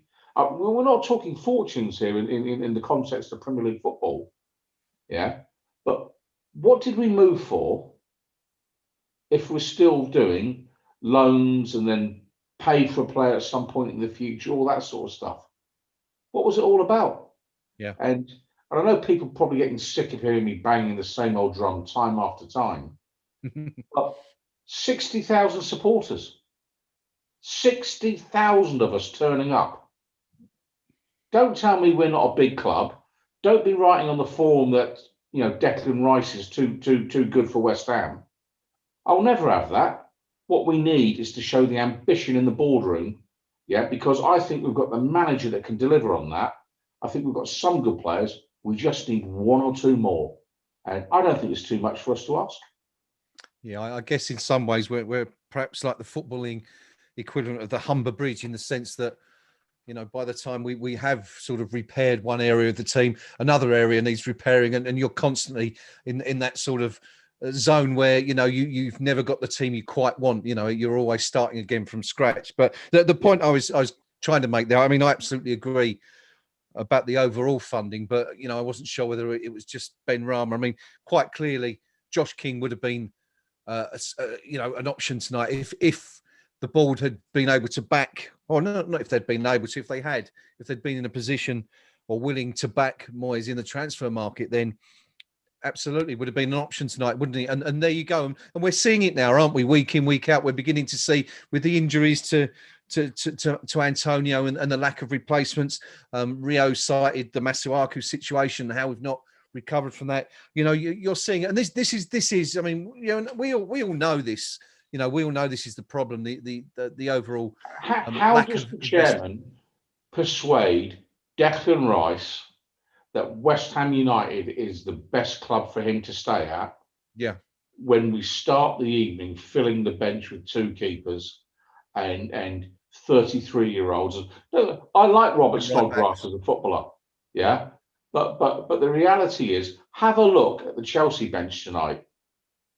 They've got a young player on their bench tonight, Billy Gilmore, who we would crawl over broken glass to sign. Yeah. And he's sat on their bench tonight. Yeah. And Frank Lampard there, who's a rookie. He's a rookie manager. He has been handed vast resources that the likes of David Moyes will probably never see again in his career.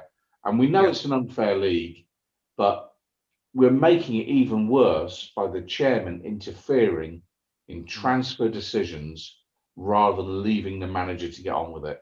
And that's my main gripe. If you're going to appoint David Moyes manager, who's an experienced manager, here's your budget, pal. When it's spent, and there'll be no more. And I won't be signing players, by the way, either. Yeah. And judge them on the results. But we don't do that. And we're always in this thing where we're saying, is he the chairman's player? Is he the manager's player? You know, Declan Rice will be looking at that going, I'll tell you one thing, I'm my own player, and I'll be saying to my agent in the summer, time to move on. And, you know, how do you build then? How do you build a top draw team if you're not going to actually say to your best players, not only are you a good player, we've got 2 more coming in the summer to support you. Yeah. You just won't do it. No, absolutely. You're absolutely right. Apologies, guys. I've got on a bit there, but there you go.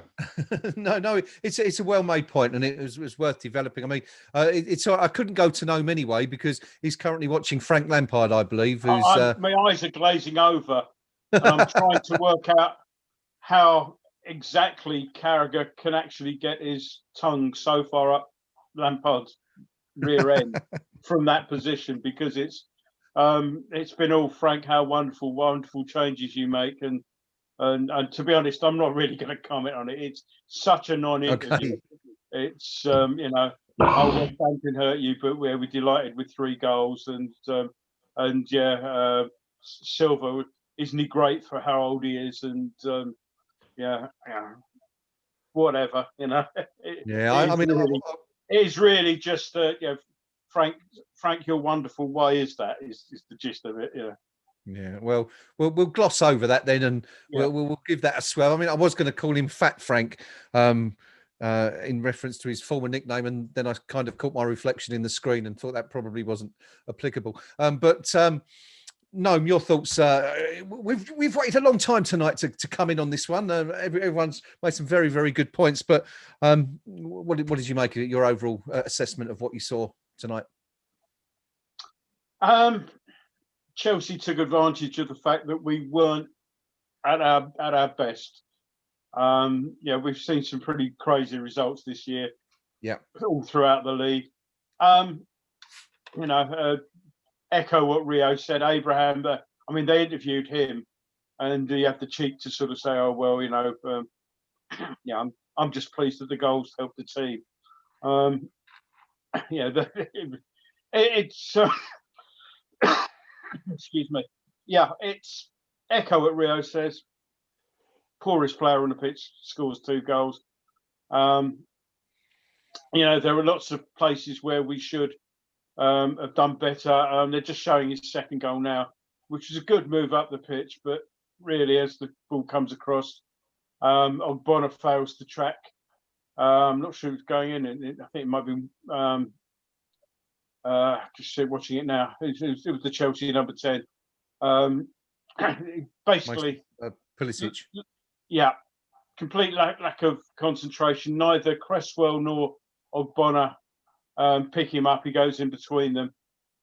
Cresswell again for the 1st goal didn't track Abraham's run, and you know, there's things that we've been doing well all season. Yeah, and for each of the 3 goals, we didn't do it. We switched off. You know, it's disappointing if you do that 3 times over the space of a few weeks. To do it 3 times in a game, you know, you can't afford to do that. And that was what was upsetting.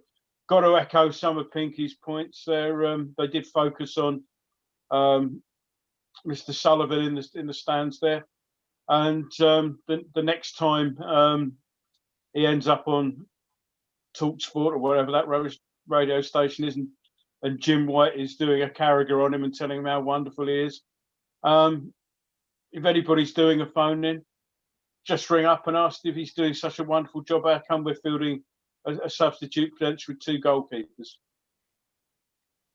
You know, it's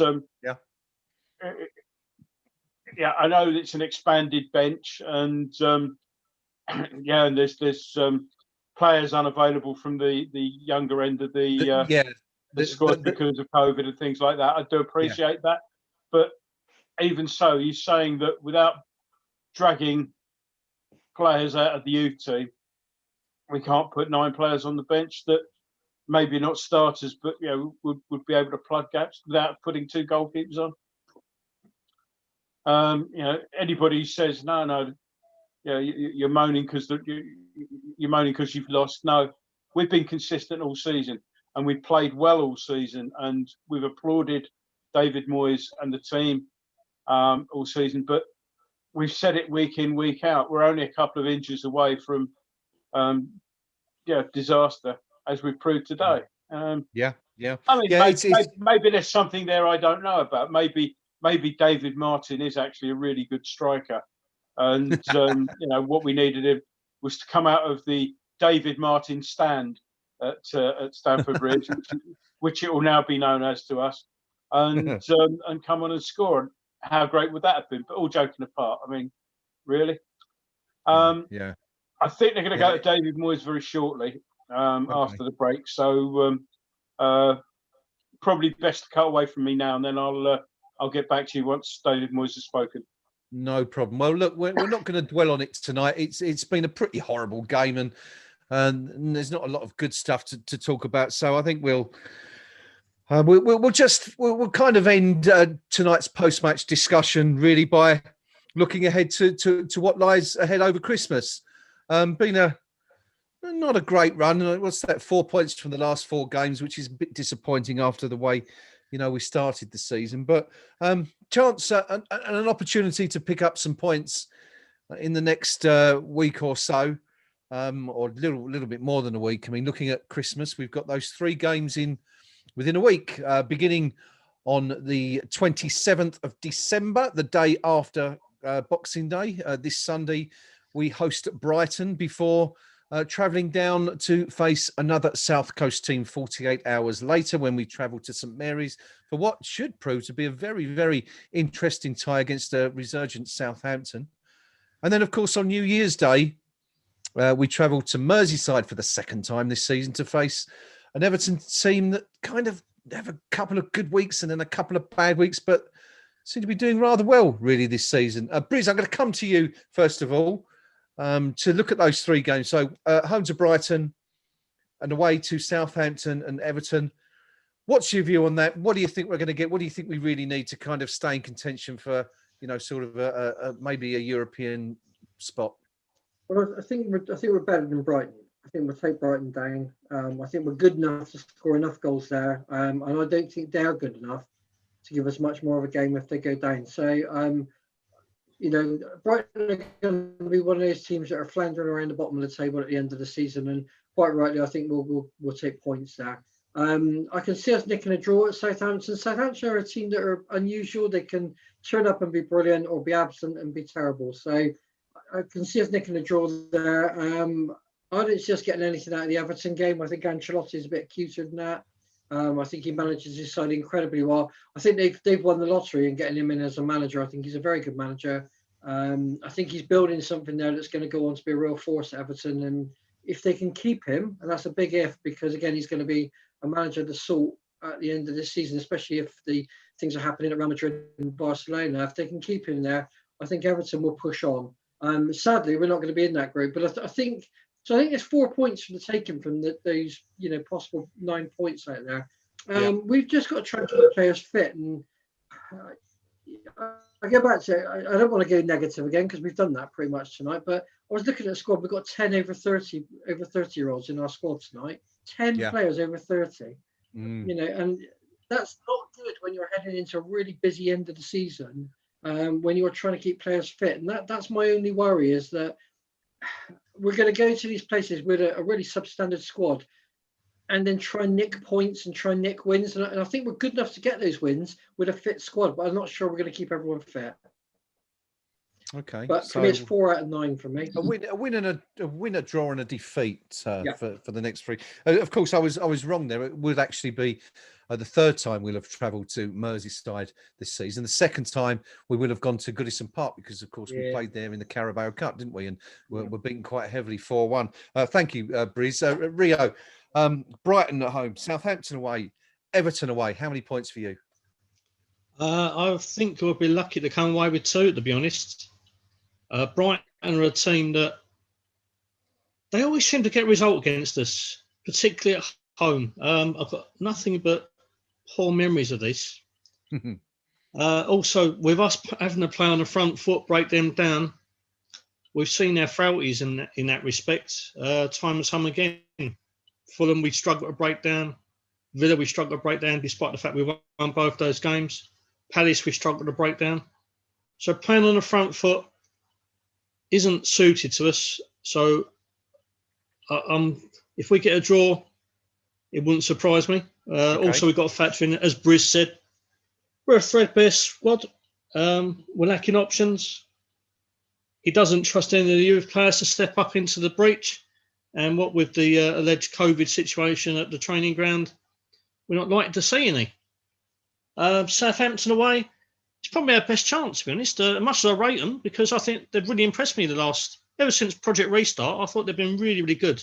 James Ward-Prowse, in particular, has shone out for me as a quality player. I love a rare place. Yeah. But, we're more than capable of getting a result there. Again, playing away from home. Normally, it suits our style more. So I think out of the 3 games, that's our best chance of getting a win. As for the trip to Goodison Park, I will only bring into play my personal record up there, which is beyond horrendous. So much so that I've been banned by my family from ever going again because it is just not good. It is not good at all. And they are a side on the up, aren't they? They are. Can only see a defeat because, again, you've got to take in 3 games in a week with a threadbare squad against a team that is looking pretty useful under Ancelotti. So, I'm not expecting a lot out there. So you're essentially going for the same tally as Briz, but just from a different games. A draw against Brighton and a win at Southampton. I'm not convinced about the win, but I think that's their biggest opportunity out of the 3 games. I'll be happy. I'll probably think a draw at best. Okay, well, I'll scrap that then and change that to 2 points from 4. Well, of course, we have had some decent results down at Southampton, haven't we, over the years? It seems to be a fairly happy hunting ground for us. I think it's the last 2 years we've won there, isn't it? The Felipe Anderson year last year, I think Hilaire scored the winner last year? Was it 1-0? So, I think 2 wins on the bounce. 1-0. It was 1-0 just after Christmas because that was when I was allowed to go and visit my family down there. And that was I basically went to the match on my way back up to London. So it was a slight detour and then came home straight from there. They're just about to... they're actually talking about a couple of VAR decisions now. Okay. Well, come back to us. So come back to us. Come back. Have a listen, Gnome, and see what they say. And it'll just be interesting to see if anyone brings up that Bowen effort, because we certainly did, and no one else seems to be joining in with that one. But Pinky, there you go. Bristol's predicted 4 points from the Christmas trio of fixtures. Rio slightly less optimistic and predicting 2. What do you reckon, buddy? 3 points. I think we'll beat Brighton, and I think we'll lose to Southampton and to Everton. And just picking up on one of the points one of the guys made about Ancelotti, I think it was Briz making the point about Ancelotti. A rumoured £11 million contract per season he has there. Nice. It's big money. So they've been brave. They've chucked some money at the situation. He's got them playing quite well, I think. As a team, there's goals in them, and I wouldn't fancy our chances too much there. Southampton, I think their manager is a bit of a surprise package, actually, if I'm being honest. Yeah, very much so. You can see him popping up at a slightly bigger club than Southampton in the not too distant future. And dare I say it, somebody like Mikel Arteta, under a bit of pressure. Obviously, Arsenal in a real relegation battle this season. Yeah. And you could see them perhaps hitting the panic button at some point. And the man down at Southampton might just be someone they'd be tempted by. But I can't see us getting anything either at St Mary's or Goodison. 3 points against Brighton, and what could have been a promising season starting to fizzle out, I'm afraid, because the depth isn't there. And this is the time of the year when you get found out. We've seen in the last couple of days, Manchester United with enormous resources suddenly they can turn it on against Leeds United. Yeah, no problem. Liverpool, Klopp can whinge as much as he likes about, he needs at least 30 subs a game. The reality is he's got a very good squad and plenty of depth. Clubs like ours, no. Once you strip past the first 11, the starting 11, it's not quite there. And then clubs like Southampton or Brighton, suddenly it's a leveller. Suddenly our not quite first 11 isn't quite strong enough to beat their not quite first 11. And that's the problem. So a bit of doom and gloom for me at this point in time. Okay, three points for you then, Pinky. Thank you very much. Coming to Gnome. Gnome, you've got loads and loads to talk about. We've got your prediction for the next 3 games. I want to know what David Moyes had to say, and I'd also like to know what the Sky pundits team felt about the Bowen incident, which they were just chatting about. Okay. So start where you like. I'll start where I like. Moyes, we'll do Moyes first. Okay. Not the happiest of bunnies. Not over the performance because he thought we did well for long periods tonight. But his comment was we didn't do enough in the box at either end. He was unhappy with some of the decisions. He wouldn't be drawn on which decisions in particular, and that'll come on to with the belated and almost reluctant Sky analysis of the Bowen goal. But overall, he did want to sort of take some positives from that. But he said that we didn't work the goalkeeper enough, and he said on the one hand, yes, 3-0 was harsh. On the other hand, that's the score that's gone into the book. So, sort of like less than happy with the result, less than happy with some of the decisions. And just before they showed Mr. Moyes with the interview, they did show the officials walking off, and Moyes looking at them and couldn't work out what he was saying. My lip reading's not that good, but it was not complimentary. And referees, the referee and the assistants looked kind of sheepish almost as they were walking off. So that was that. Sky finally had a look at it. And what they've said is that it's Bowen's knee catches very, very slightly Silva's foot. Now, what in fact happens when you look at it again is actually it's Silva's foot catches Bowen's knee. And it's very, very slight. And of course, Silva, a little bit of contact, which he's instigated, throws himself to the floor. Carragher didn't want to waste too much time on it because it didn't suit his agenda, but he said, VAR, they weren't going to overturn that, but I can see why they might feel a little upset. Well, to me, that was a good goal. It's the same old thing. Contact has got to be enough to actually send the player down. It's no use feeling the contact, throwing yourself down, particularly if you've instigated the contact, which is what happened there, I think. And also the question there, Noam, is if it was, the contact was, as you say, why does Silva hit the deck clutching his midriff? Oh, he's going to go down. I mean, a couple of times, it wasn't just him, but the usual thing where there's, you're under a bit of pressure from a corner, the ball goes up in the air, you throw yourself to the floor, hold your head as the ball gets cleared. That's then going to, that the referee's going to see you sort of holding the back of your head or clutching something. At the moment, head injuries are, something quite rightly they've got to be on the minds of everyone. I'm not belittling the decision to sort of go head injuries, but I just think by some of these teams it's being exploited. And you can't, I'm referees' fiercest critics. We've got too many poor referees in the Premier League. I never noticed. To be honest, and cynical though it may be, I think on the whole, I'd rather a referee err on the side of caution rather than see somebody seriously injured on that. But it doesn't stop me being frustrated and annoyed by teams that do it all the time. And I can, fair play. I can appreciate why, you're a referee. You've got to be, your first consideration in any game has got to be the safety of players. It really, that has got to come before anything else. So if you see someone where you think that might be a genuine injury, you've got to stop the game. And I just dislike teams who are coached to actually take advantage of that. Okay. But, All right. Well, let's move on to the Christmas games. Three matches.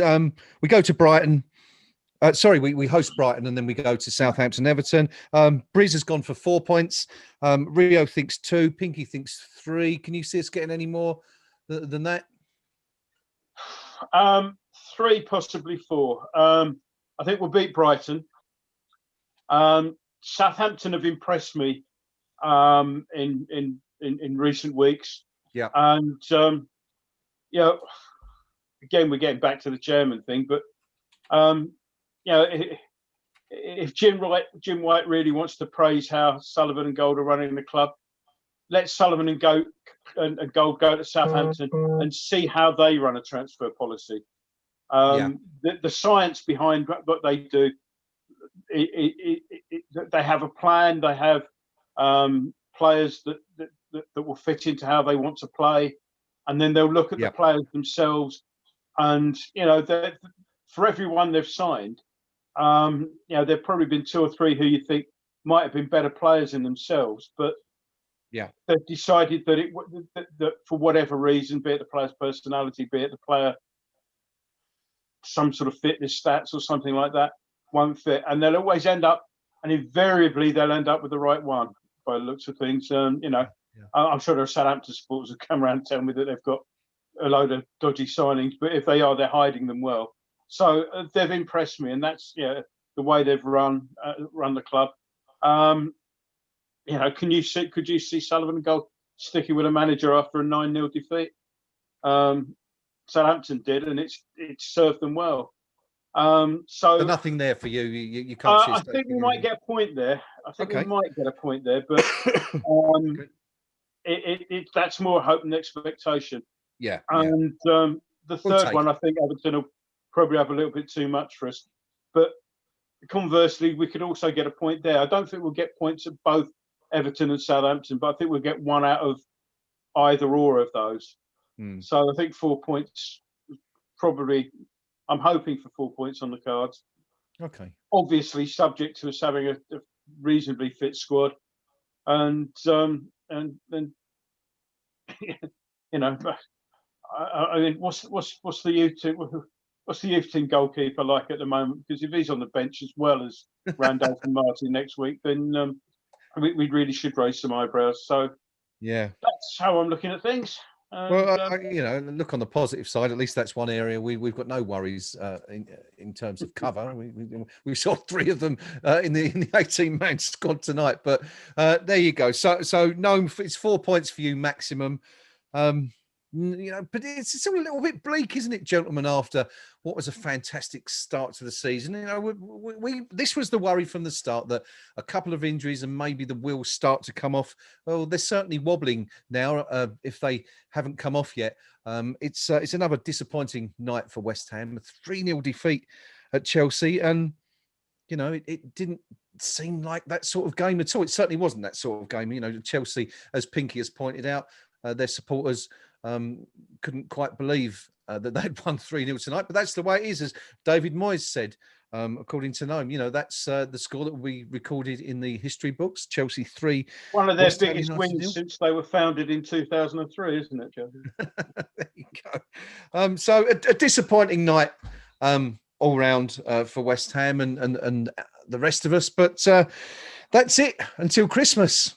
There are no more games until the 27th. So on behalf of all of the team here at Knees Up Mother Brown, I'd like to wish all of you, our viewers, a very, very Merry Christmas and a Happy New Year. We'll, of course, be back with you before that happens. And let's just like to say to everybody, keep safe.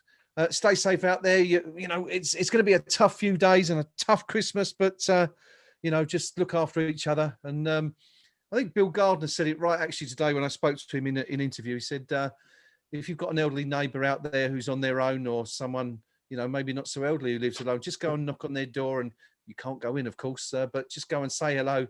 A few words of kindness at what is a difficult time of year for everybody. And Graham, we are the elderly neighbours. it's you're absolutely right. It's just it's dawned on me. He was talking about me, wasn't he? That's what it was. Just being kind. Someone go and knock on Graham's door. He's not a young. And all of us, yeah, you're absolutely right. Of course, no, none of us. But there you go. So without rambling on any further, it's a disappointing night for West Ham. But on the bright side, we've had Briz back tonight. It's good to see Mark back on the team for the first time in a while, and also good as always to have the thoughts, very considered thoughts of Rio and the Pink Palermo and Gnome. We shall see you all after Christmas for West Ham United versus Brighton.